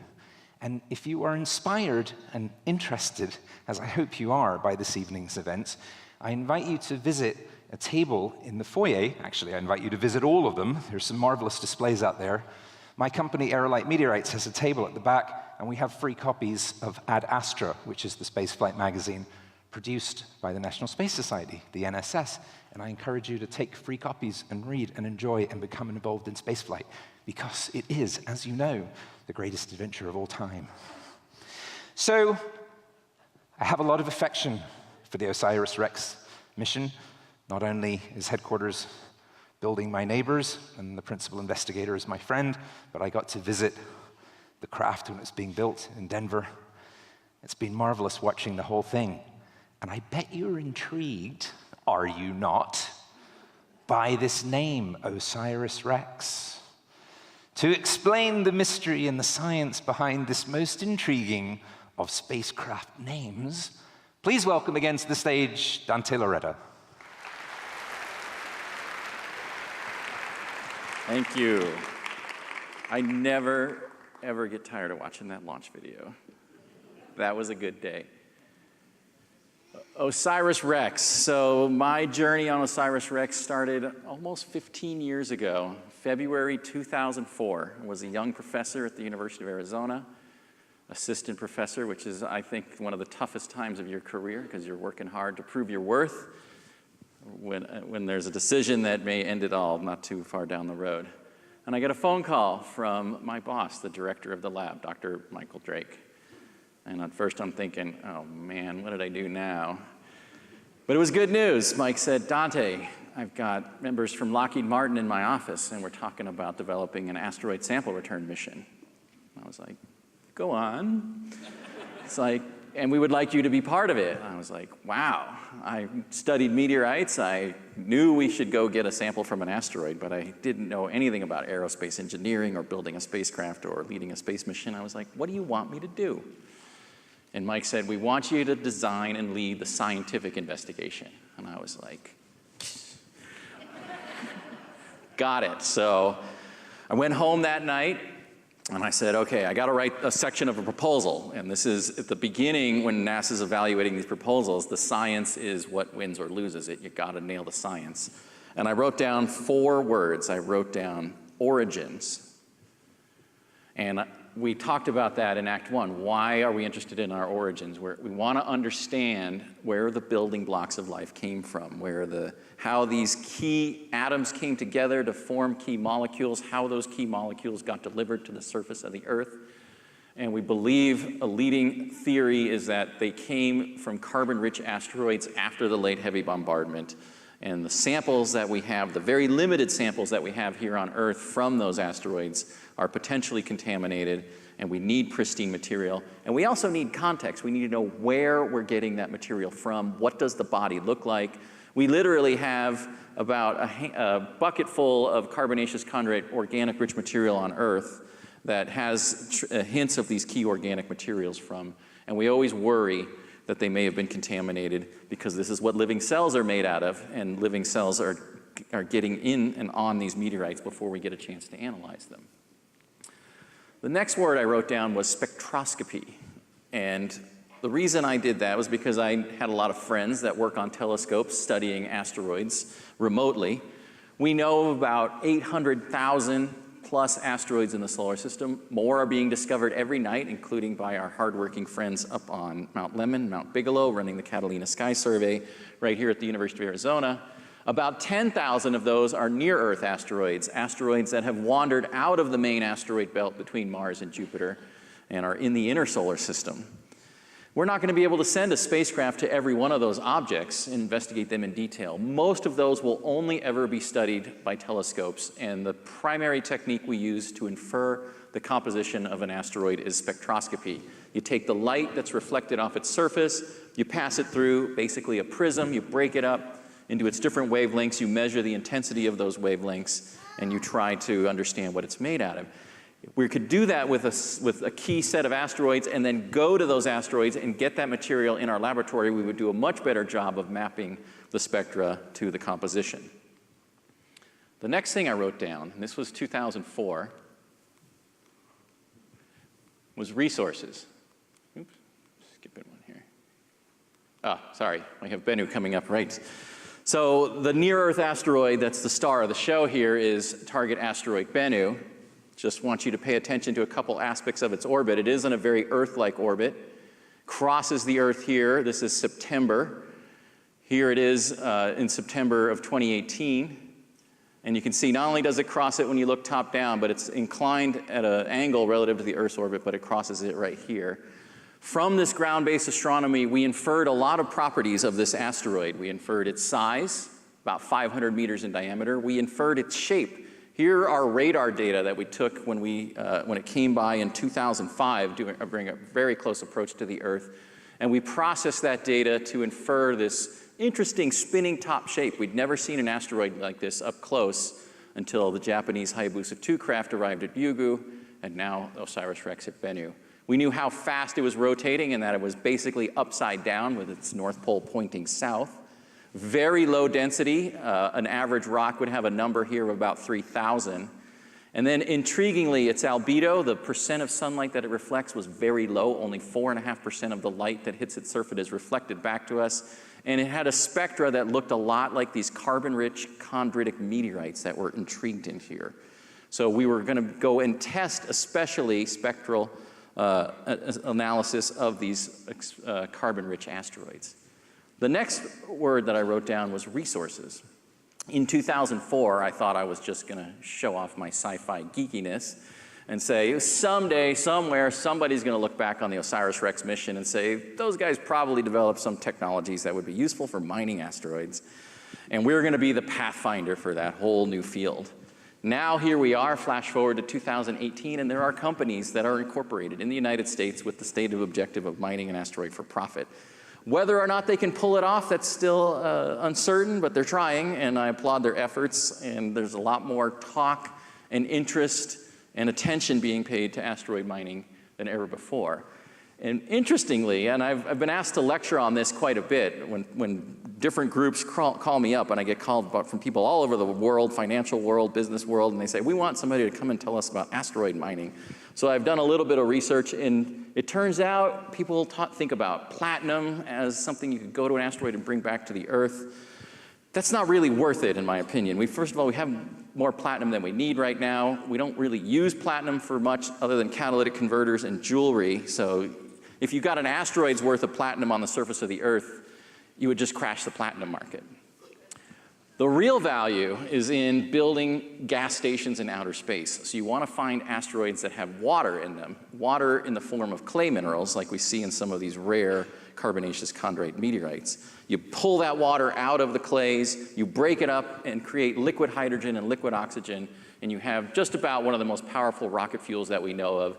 In fact, the second stage of that awesome Atlas V rocket that launched OSIRIS-REx on the journey to Bennu was powered by liquid hydrogen and liquid oxygen.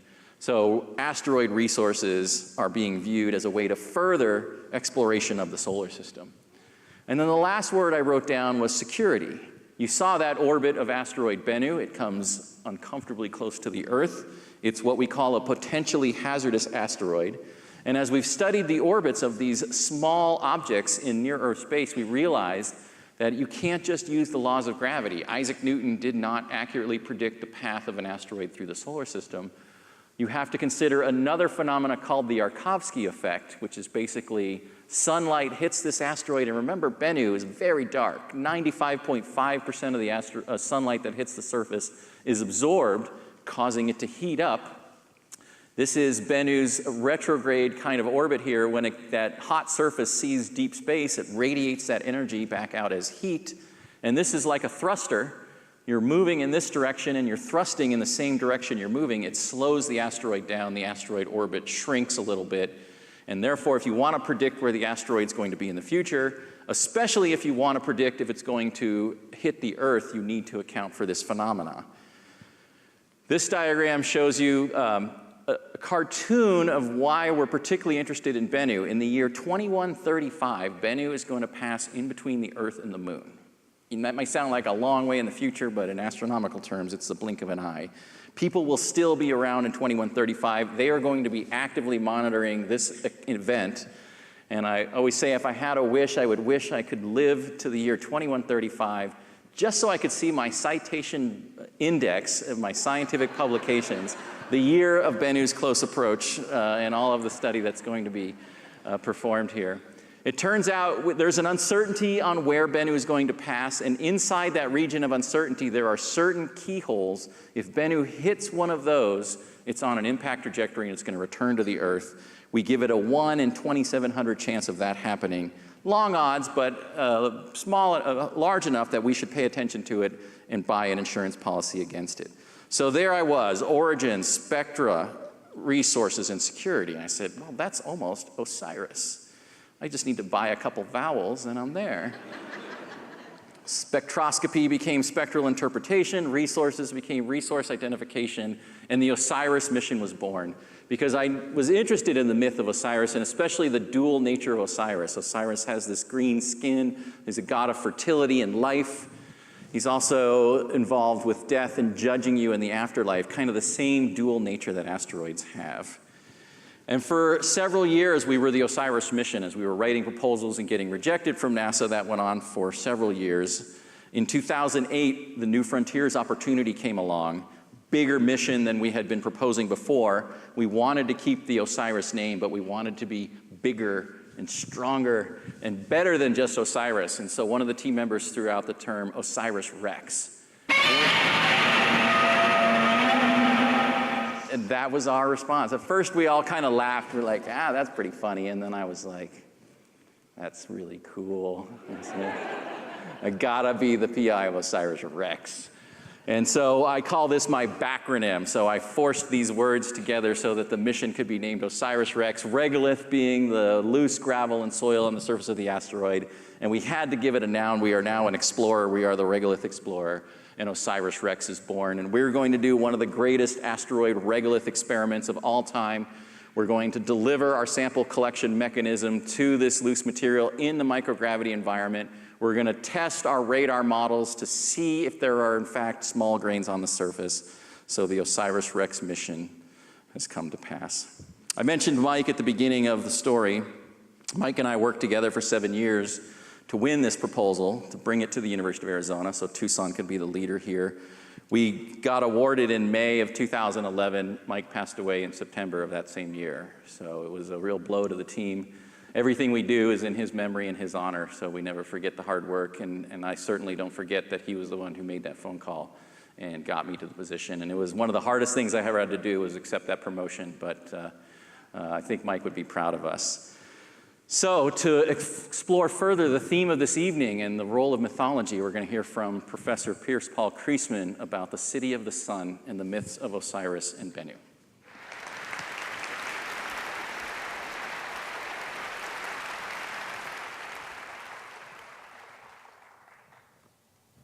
Thank you, Dante. And thank you all for joining us here this evening.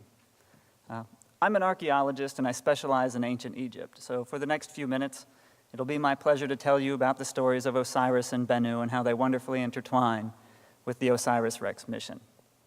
Now, OSIRIS-REx is, in part, about understanding the universe, life, and our origins.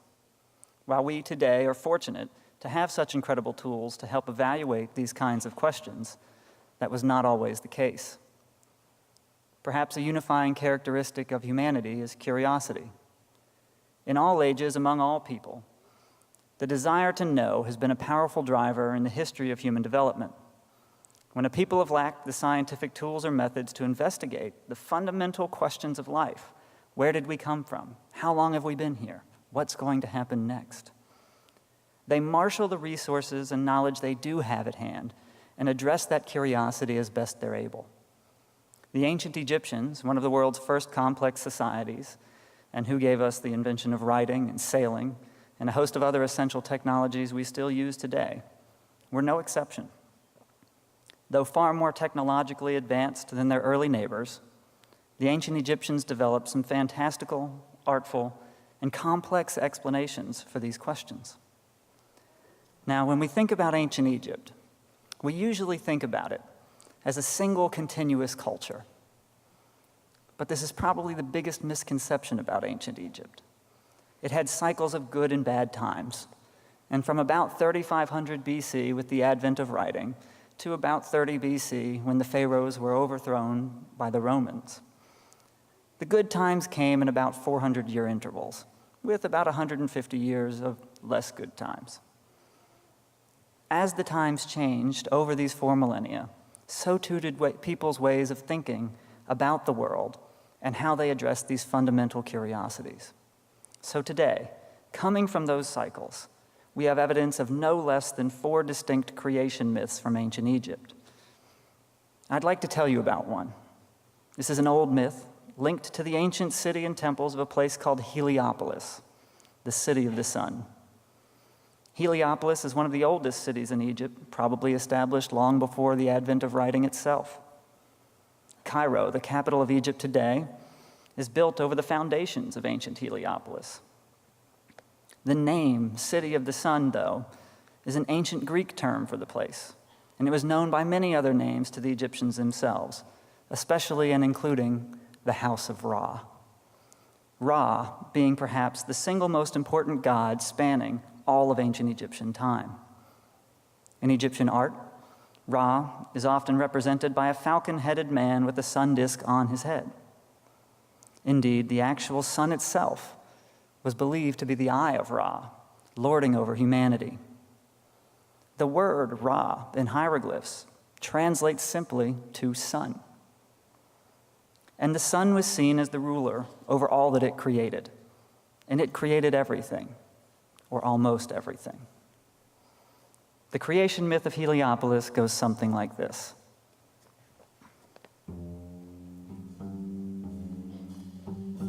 In the beginning, there was only the primordial waters of eternity, called Noon by the ancients.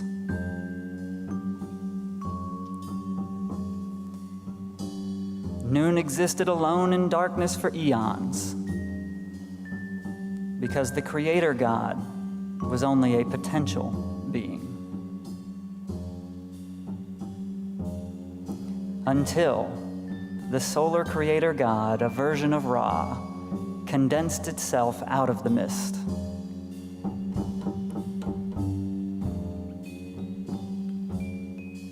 Suspended in the air, the Creator God needed a body and took the form of a gray heron called the Bennu bird.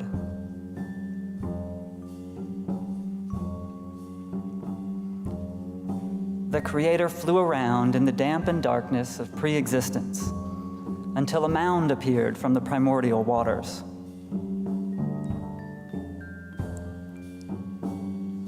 The Bennu bird landed on the mound, opened its beak, and let out a cry that broke the silence of non-existence. Thus, time began.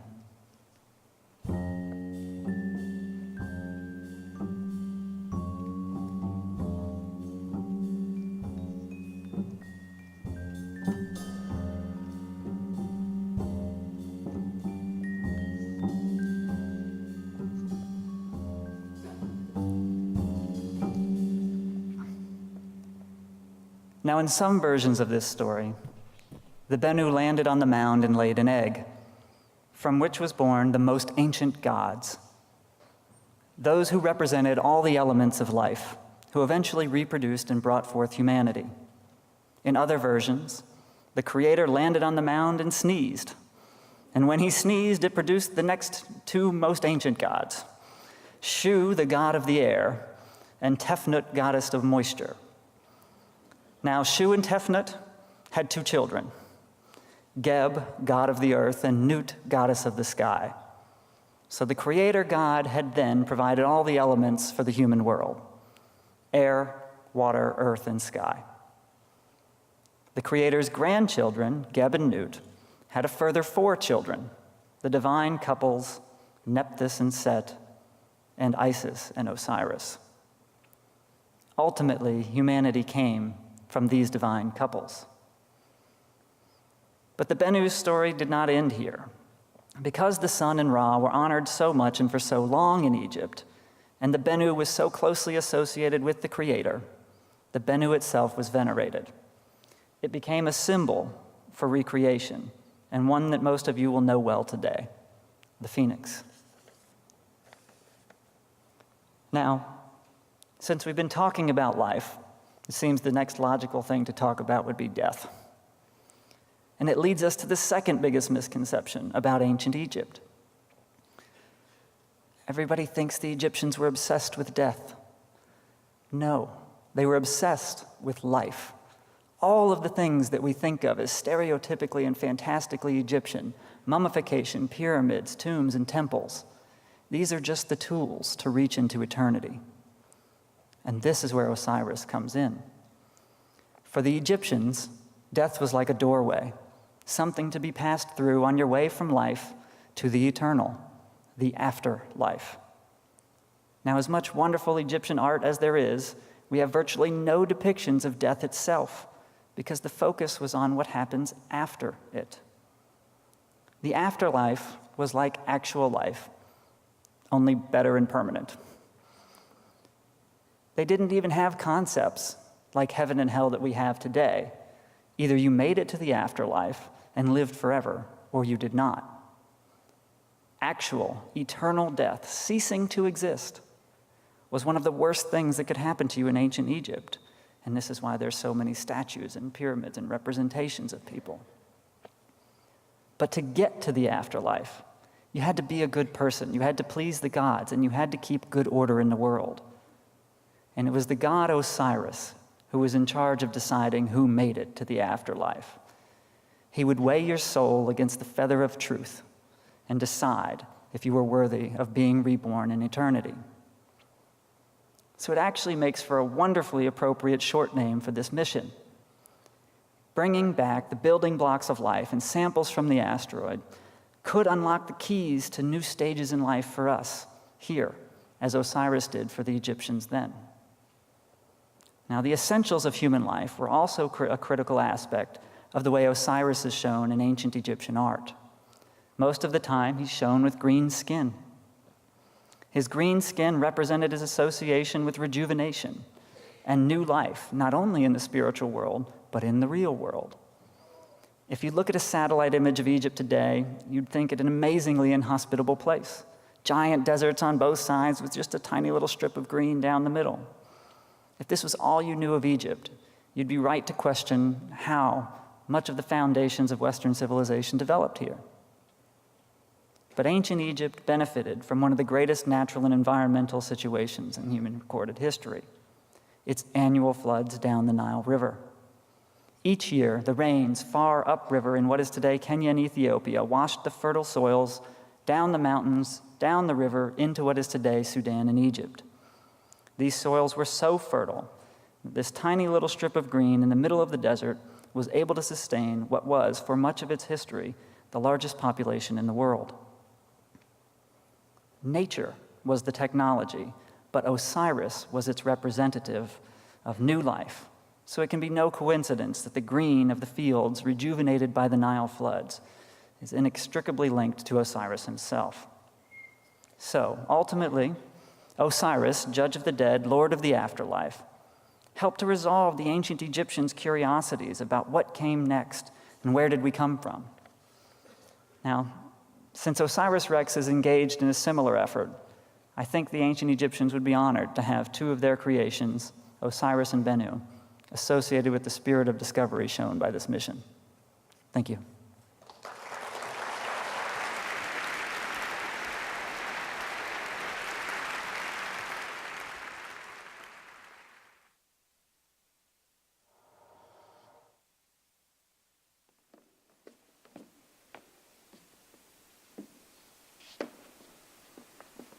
Listen, I've been reflecting on all of my incarnations, and I'm really ready to be coming back as a god this time. Listen, the chopping up thing was fun, but I'm over it. What I really hated was the whole hungry ghost thing. My breath, I thought it was bad before. Ugh. But you look so svelte now. Yeah, you do lose a lot of weight as a hungry ghost. That's one of the good things. If I ever go back to Earth, I'll try selling it. Be a hungry ghost, lose weight. Good idea. Well, that is assuming that you have worked all your bad karma out. You got lucky with the chopping up and the reforming and the chopping up and the reforming. I had to watch the Kardashians. Over and over and over and over and oh, thank you. Your own personal HE double hockey sticks. You know, it's different for everyone. So I just leave it to fate for what I will come back as. Who knows? maybe if you don't assign yourself something, you will come back as a god. I want to come back as a cat. They've got the life, don't they? Yeah. They've got the life. Yeah, they control everything. They say, you know, oh, humans don't own them. They own the human. That's what they say. I don't think I'm going to come back as an animal. The pig thing, that was unpleasant. At best. Listen. Kind of like the chopping up and reforming thing again? Yes. Let me tell you, though. But you know what? I'm going to play with my own creation story this time. I want a better creation story. You know, Mom, Dad, they got married, they fell in love, blah, blah, blah. Next thing you know, the stork delivers me. That's been done. I want to come back as a stork. There you go.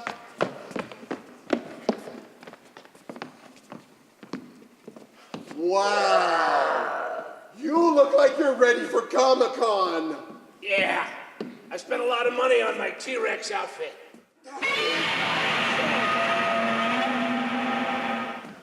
Wow. I had that little voice thing put in there. I thought that was cool. You had to practice that over and over and over again. Yeah. I wanted to be an OSIRIS-REx, but it takes like 20 years. Why don't you just be a Rex? A Rex-Rex? Wait a minute, that means I'm the Rex King. That King sounds a little weird. Well, fine. Just please help me with my costume. I'm almost done. See, on this side... It's a little hard to help with these. But... I understand. On this side, I'm going to be Captain Kirk. And on this side, I'm going to be a green alien woman. You have to understand, I will go where no man has boldly gone before. Oh, Captain. See? It works. So you're going to end up fining yourself for your own sexual harassment? It's not like that. It is natural. You'll be consenting. Okay, that's fine. Absolutely. In a galaxy far, far away. Yeah, you know, it makes sense. You know, but the thing is, I got to admit, it's hard getting through doors in this thing. You know, you got to do that to get through a door. Well, you managed very well. Yeah, you know, I was going to try to juggle in this, but that didn't work. No. Just stick to what T-Rexes and OSIRIS-RExes and all the Rexes are good at. Being king. And roaring. Let me hear that roar. Awesome.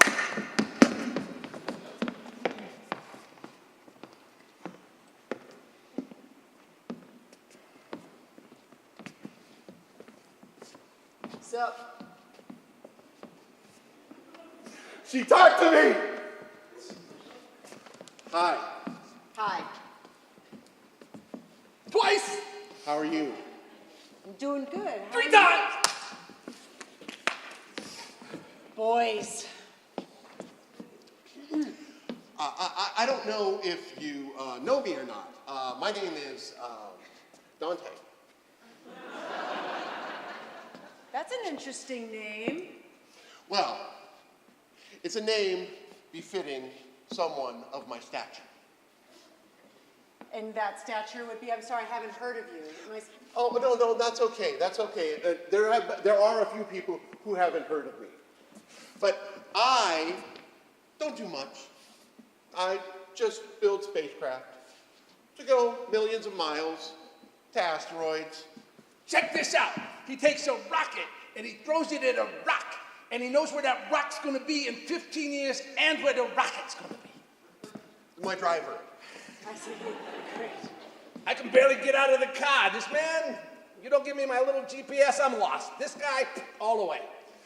It's not really that complicated. I mean, you have an idea, you work at it with a great team of people, and maybe if you get the funding in 10, 15, or 20 years, your dream becomes a reality. So where are we in that process, and what part of the dream do I fall into here, Dante? Let's cut to the chase. Well, you look like the girl of my dreams. Nice. And I'd like to take you to the moon and back. Excellent. That sounds great. Now or in 20 years? I'm confused. Well, I do have to work up to things a little bit. Alrighty then. Well, Is this like nerd talk for asking me out on a date, Dante? Yeah, it is. Yeah, he's asking you. What he said.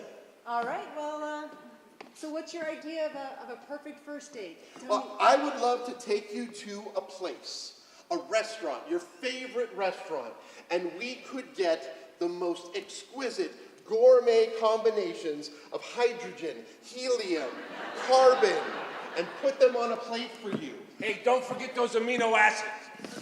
They make a really long chain. Johnny Rockets. All right.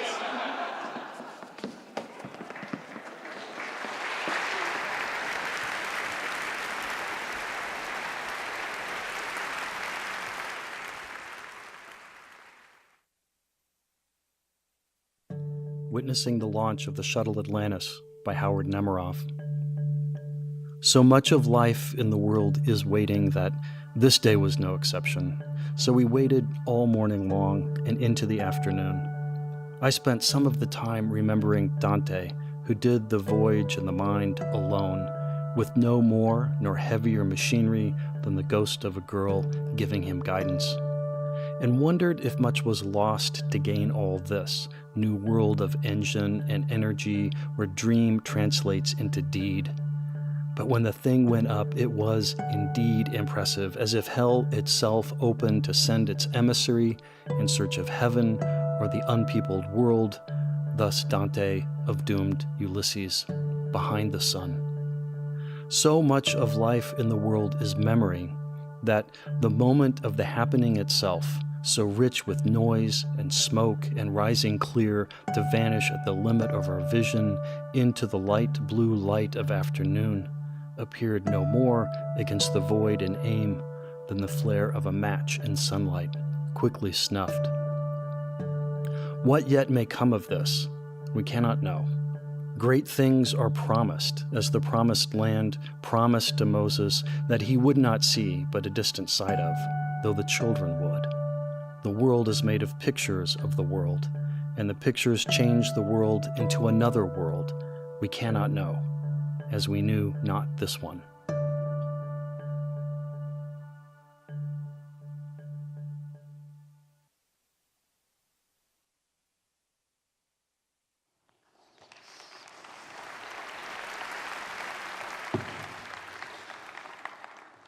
All right, so look, we talked about chondrules, we did a bit of Shakespeare, some poetry. It's quite soul-bearing, really. So I feel like we're old friends now, and I can really speak frankly to you about something. And it's difficult for me to admit this, and I know you're going to be very surprised to learn this, but I was a bit of a difficult child. I didn't really fit in with the norms very well, and sort of developed a contrary personality just for the sake of doing it. And it really didn't go over well in my strict all-boys British private school where we had to wear uniforms and go to prayers every morning and all that sort of thing. And when you were 14, you had to, in a sense, declare a major. And it was either arts and humanities or sciences. And you just couldn't do both. So I'm not sure if it's that I really wanted to do both or I just wanted to be more difficult, but I decided that I was going to do both. And so my parents started a letter writing campaign, and my father would call the headmaster and they'd have all these big arguments. And in the end, I became the first student to study sciences, arts, humanities together. So back in the early 70s, my parents accidentally invented the STEAM movement in England. Science, technology, engineering, arts, and math. It's good, right? And sometimes when people go, what are you interested in? They go, steam. And they go, oh, steam locomotives. And I go, yeah, that too, but that's not what I'm talking about. What we're actually doing here, though, is science, humanities, technology, engineering, arts, and math. So it's STEAM. It's like good Russian acronym, yes? And if you're in science, most important thing, as you now know from OSIRIS-REx story, is you'll be able to make killer acronym. So you've been very good, Really, extremely excellently good. And I know that what you really want to know, fully understand, is what Earth gravity assist means. And after that, be treated to the first really fantastic high-res close-up look at asteroid Bennu. And I know just the man to do that for you. He's the only scientist I know who can use backronymed as a verb. And so, once more, please welcome Professor Lauretta back to the stage to share more secrets of the universe with you.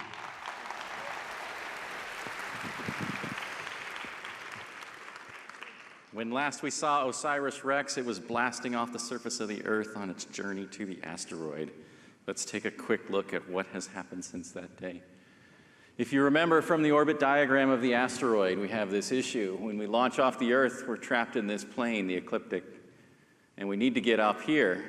And so the engineers looked at the problem. They said, well, could we fire our rocket engines and just thrust our way onto this different orbital trajectory? And then we looked at how much mass we could launch off the Earth with that rocket, and they said, well, it would take about 5 times the amount of fuel that you're currently carrying, so we've got to find another way.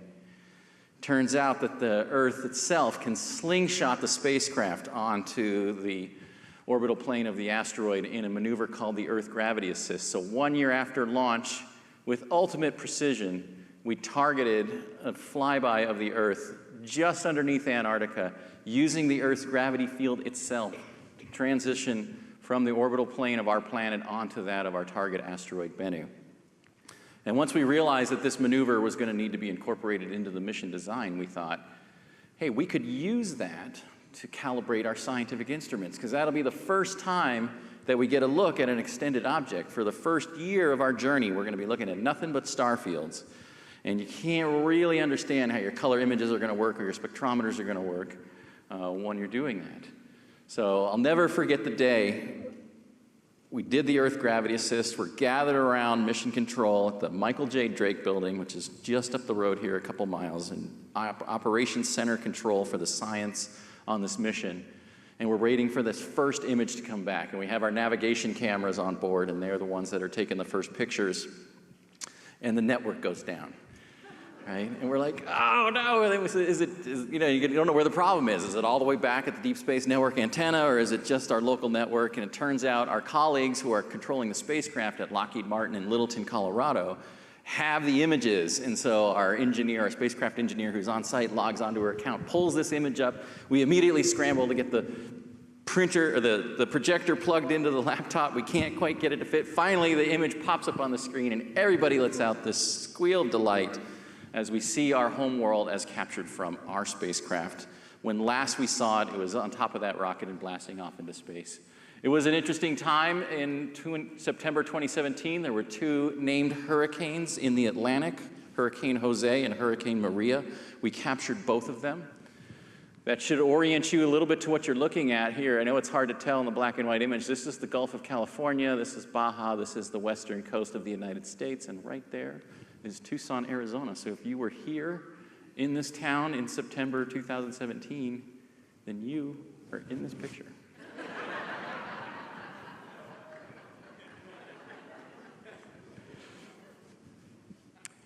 Then we got our map cam, our color mapping imager, to take some images, and it took a whole series. It has 4 different color filters. It takes color blue, green, red, and infrared. And the first thing we did was we stacked together the colors that we're used to looking at, the blue, green, and red filters, and we produced this color mosaic of our homeworld.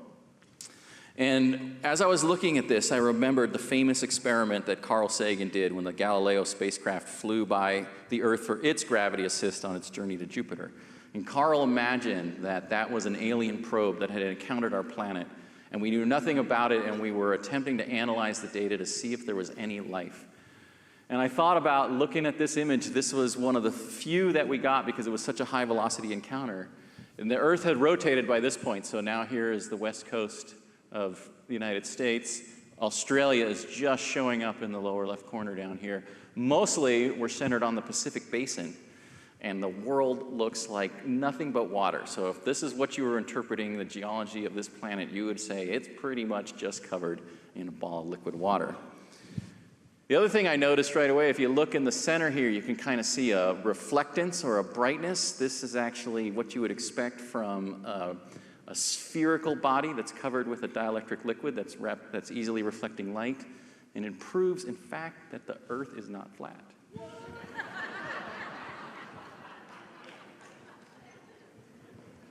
And then we put the infrared filter on, and this is where it really started to look interesting. So you look at the Earth and you see it in the normal colors, and you're like, there's not much going on there. It looks like a big ball of water. And then you swap out the infrared filter and the green filter, and all of a sudden you see that there's this substance that seems to be concentrated on the coastlines of these continents and the equatorial regions. You start to see something that really likes to absorb green light and really reflects infrared radiation. There's not a lot of infrared light that's coming out of the sun, so there's not a lot of energy.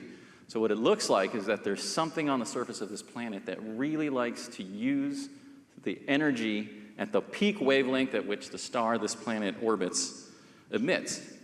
And so one of my favorite parts of it is you can see right here, there's an island chain. That's actually the islands of Hawaii. They're jumping out, and what you're looking at here are you're looking at plant life that is absorbing that light from the sun. It's not interested in the infrared radiation because there's very little energy out there coming from our sun, and a lot of it is blocked by our atmosphere. So in fact, you can do a life detection experiment with the OSIRIS-REx data and at least convince yourself there's something that behaves very differently with the sunlight than any known mineral compound that we know of. And so this truly is a detection of life on Earth. We also took a look as we went on at our neighbor. And this is, I like this shot because this is after the spacecraft had done the slingshot maneuver, was on that orbital plane of Bennu, and we're looking back down on the moon. And it probably doesn't look very familiar to you because you don't ever see this view of the moon from the surface of the Earth. This is the near side of the moon. The moon is tidally locked and it's always got the same face pointed towards the Earth. And that's over here where you have the man in the moon and the famous Mare, where the volcanic flows have filled in the giant impact craters. And over here is the far side of the moon that we only ever get to see when we send a spacecraft over there to take a look. And then on our way out, several days after the close approach with our planet, we pointed the map cam back at our home world again, and we got this picture where we got the Earth on one side, and over here we got the moon in a single frame. And this one, I think, is a really powerful image, and it invokes Carl Sagan in my mind again and his thoughts on the pale blue dot, how fragile the Earth looks when you see it against the backdrop of space like this tiny pale blue dot against the vastness of the solar system, the vastness of the universe. And you think about everything that you've ever known, anybody you've ever heard of, anything that ever happened in history, the bloodiest wars, the greatest achievements, except for maybe one or two happened out there, by humanity, were all occurring on this pale blue dot. And if we think of nothing else, we think that it should be a really precious place that we should probably take care of, and we should also take care of each other while we're on here.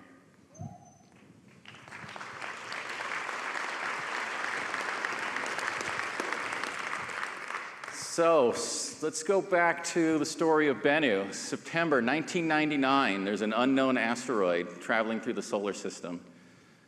And through our asteroid surveys, and a survey in New Mexico called the Linear Survey, when it does this close approach to the Earth in 1999, we pick it up and we detect it and we give it a catalog number, RQ36. So for the beginning stages of our mission planning from 1999 through 2013, our asteroid was called 1999 RQ36. And then we ended up writing all of our documentation with that nomenclature in it, actually. So, and we write a lot of documentation on a program like this. You probably have no idea. And then we changed the name of the asteroid, and one of the first things that people asked were, are we going to have to go back and change all those documents? And I was like, yes. But we get people to do that, right? So, in 2005, the asteroid did another close approach to the Earth, and we got this fantastic radar data, and we were able to piece that data together in an amazing accomplishment to determine the three-dimensional shape of the asteroid. And it has this phenomenal spinning top shape, which is still making us scratch our heads and understand what is it about the physics of a rubble pile in microgravity that's causing it to express itself in this manner. And we're really excited to perform that geologic investigation over the next year or so. We understood the size, and we like to put it in context. So the asteroid is 500 meters, or a little over 1,600 feet in its longest dimensions. For those of us familiar with Tucson, it's about the size of the Push Ridge on the front range of the Catalina Mountains there. So it's a mountain floating in outer space. OSIRIS-REx is about the size of an SUV. So we get to spend a year on Push Ridge mapping with our SUV at scales down to the millimeter. Here it is with some landmarks, the Empire State Building and the Eiffel Tower for scale. So as cosmic objects go, asteroid Bennu is actually pretty tiny. And in 2013, we got tired of calling it 1999 RQ-36. We'd actually shortened it to RQ-36, and that's what went by for a long time. And we ran a contest internationally with the Planetary Society and the Linear Survey that discovered it. And we asked children from all over the world to send us in their names for what they thought this asteroid should be called and why it should be called that. And the list was phenomenal. I read it, and there was 500 names that were amazing from mythology and from literature. And I was like, I can't believe that asteroids aren't named this already. There's so many asteroids that have names. So we held onto that list. We selected Michael Puzio from North Carolina as the winner. He said, Bennu was a large heron and the living symbol of Osiris. The winged Osiris and its heron-like tag SAM, which is our sample collector, evoke attributes of Bennu, as does the egg shape of the asteroid itself. We started the encounter approach phase in August of this year, and Bennu is now being revealed to us.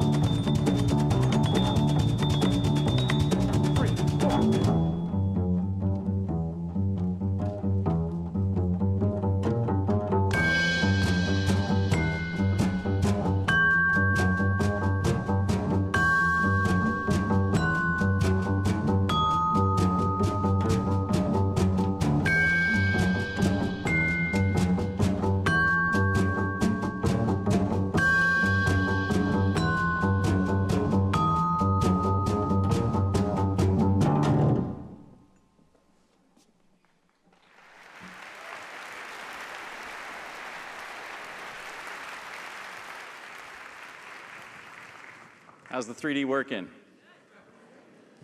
You guys want to look at it a little bit more? I know I never get tired of it. It's awesome. So in just a few short months, Bennu has gone from this tiny point of light in mid-August of 2018 to this fascinating resolved world. And we are just 2 short days away from officially arriving at the asteroid. Thank you.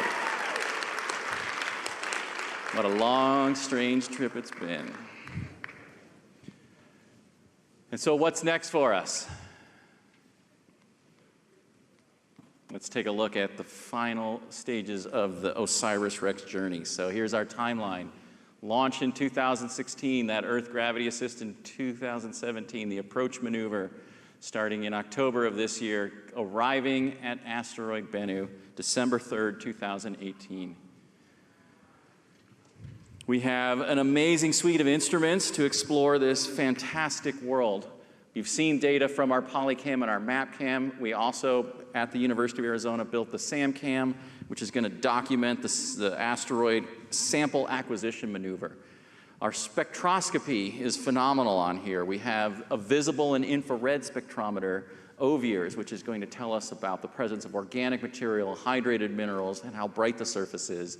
We have a thermal emission spectrometer, which is going to measure the heat that's coming off the surface of the asteroid so that we can accurately model that Yarkovsky effect and predict its orbit well into the future. Also find out about the mineral composition of its surface.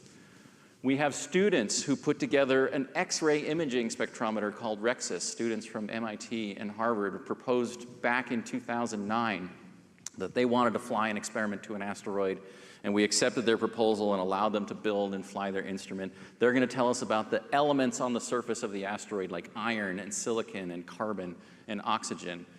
And in the true international spirit of the mission, we have an instrument from the Canadian Space Agency, our laser altimeter. Yes, we have lasers on board the spacecraft that we actually fire at the surface of the asteroid, not to blow it up, but to actually tell how far away the spacecraft is from the surface of the body.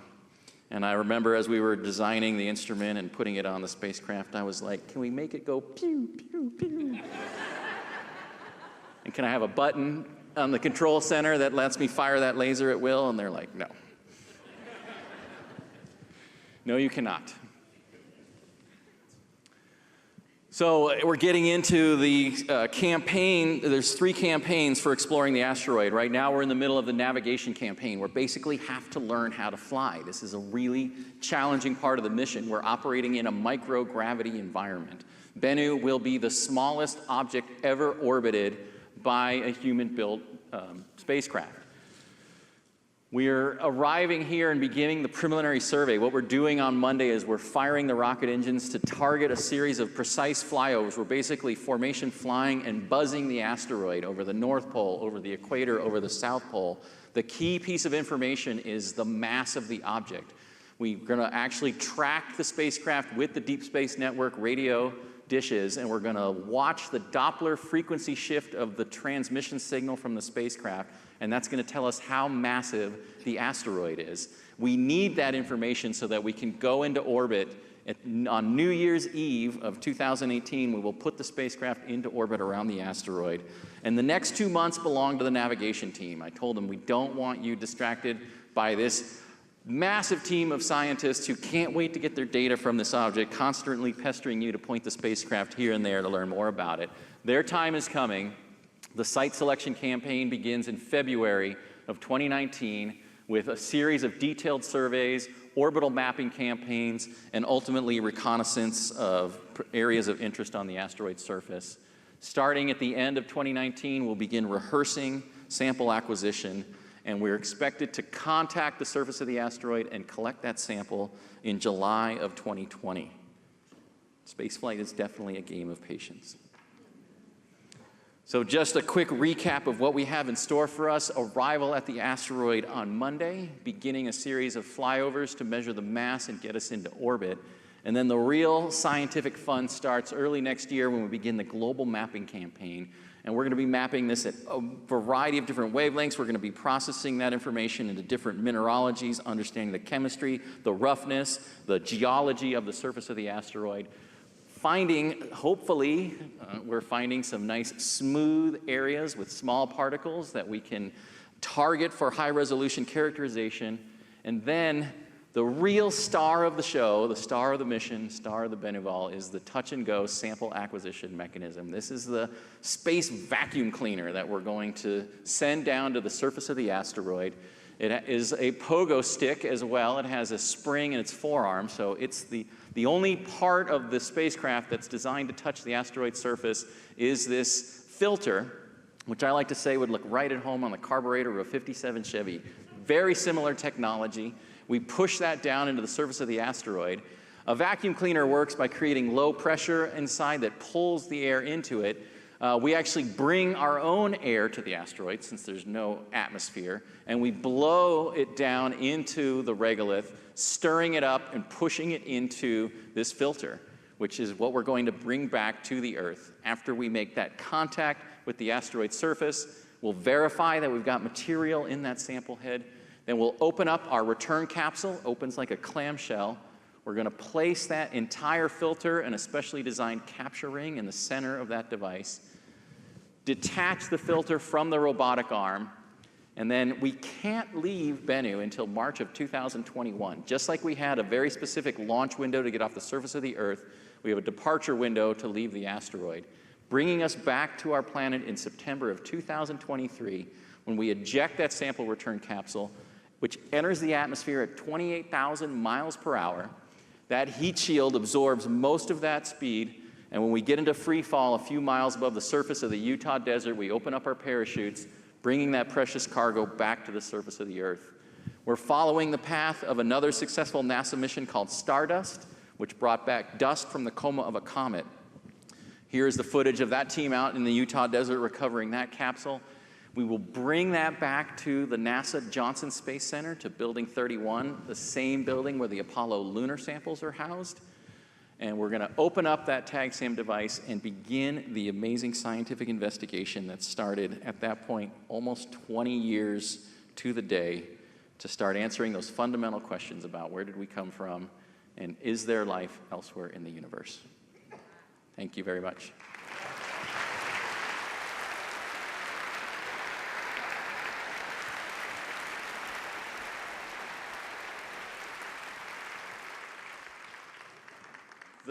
The tagline of the mission is exploring our past and securing our future. And that second part of it is also really important. I talked about the asteroid mining and the asteroid impact hazard, and that's all really great science and engineering that we're developing. But to me, the best part of this mission and the reason why I think this nation should be investing in programs of this scale is because of the inspirational and educational value that they bring to our students. At the University of Arizona, I've had over 150 undergraduate and graduate students working on this project. They have done everything from the science to the engineering to the business to the accounting to the graphic arts to the photography to the videography to the communications and the public outreach. An amazing array of talents have come through this program. Real jobs, real experiences, and the best part of it, because the mission duration is so long, we can watch these students grow up and we can hire the best and the brightest right onto the mission team to help us continue this amazing journey. And currently, 30 of our former U of A students are employed as full-time staff on OSIRIS-REx since their graduation. So we really are training the next generation of leaders that are going to have to solve many of the critical challenges that are facing us worldwide. So mark your calendars, September 24th, 2023, samples are back on Earth. And the great journey that is OSIRIS-REx will enter the next phase, which is going into the microscopic world of the constituent particles of that asteroid. Thanks, everybody. I hope you've enjoyed the Bennuval. We've got an amazing finale for you coming up.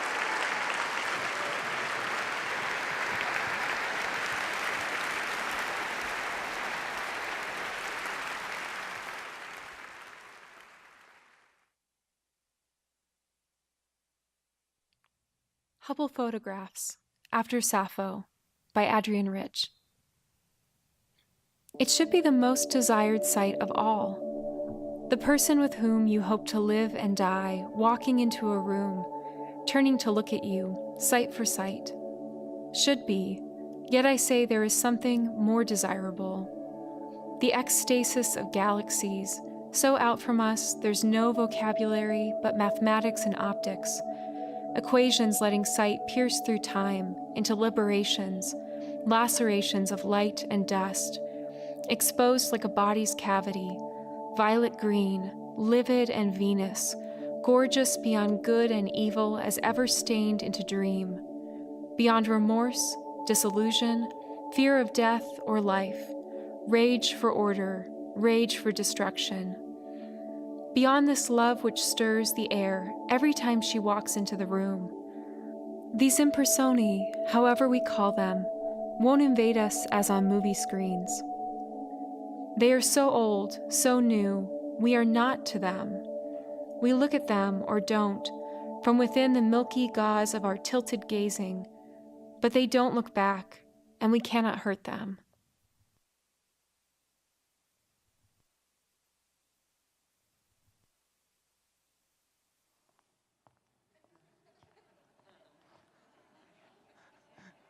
I didn't even say anything and you're already laughing. What a great audience. You have a really good sense of humor. I changed back into me regular clothes, or togs, as we'd say in South London. I changed back into me regular togs. It's like putting a wild animal back into its natural habitat. So if you saw me walking down 4th Avenue late at night, you go, look, there's that weird guy who was the MC at Bennuval. I'd probably be dressed like this. Born to adventure, that's me. You've learned that it takes a lot of people to put a robot into space, and it takes a lot of people to make a thing like this happen.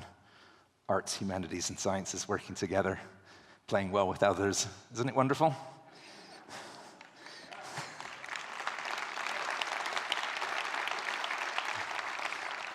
I want to draw special attention to Helen Bernard from the College of Humanities. She's over there on stage right in the wings. Not only did she manage the whole event, but she also stage managed tonight. And she's done a fantastic job.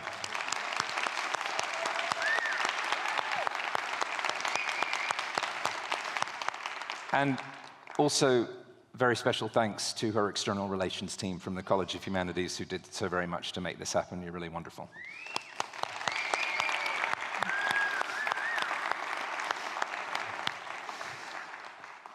So I had a little chat with Dante backstage, and we realized that before the 2023 magnificent return to Earth of OSIRIS-REx, we have, in 2020, the day when it's actually going to scoop the alien material off the surface of the asteroid, all very 50s sci-fi-like. Doesn't it just fill you with wonder? So what would you think about having a Bennuval 3 in 2020? Excellent. So if we build it, will you come? Excellent. Well, I thought the first one was brilliant. I knew this one was going to be even better. I don't know how I knew, but I did.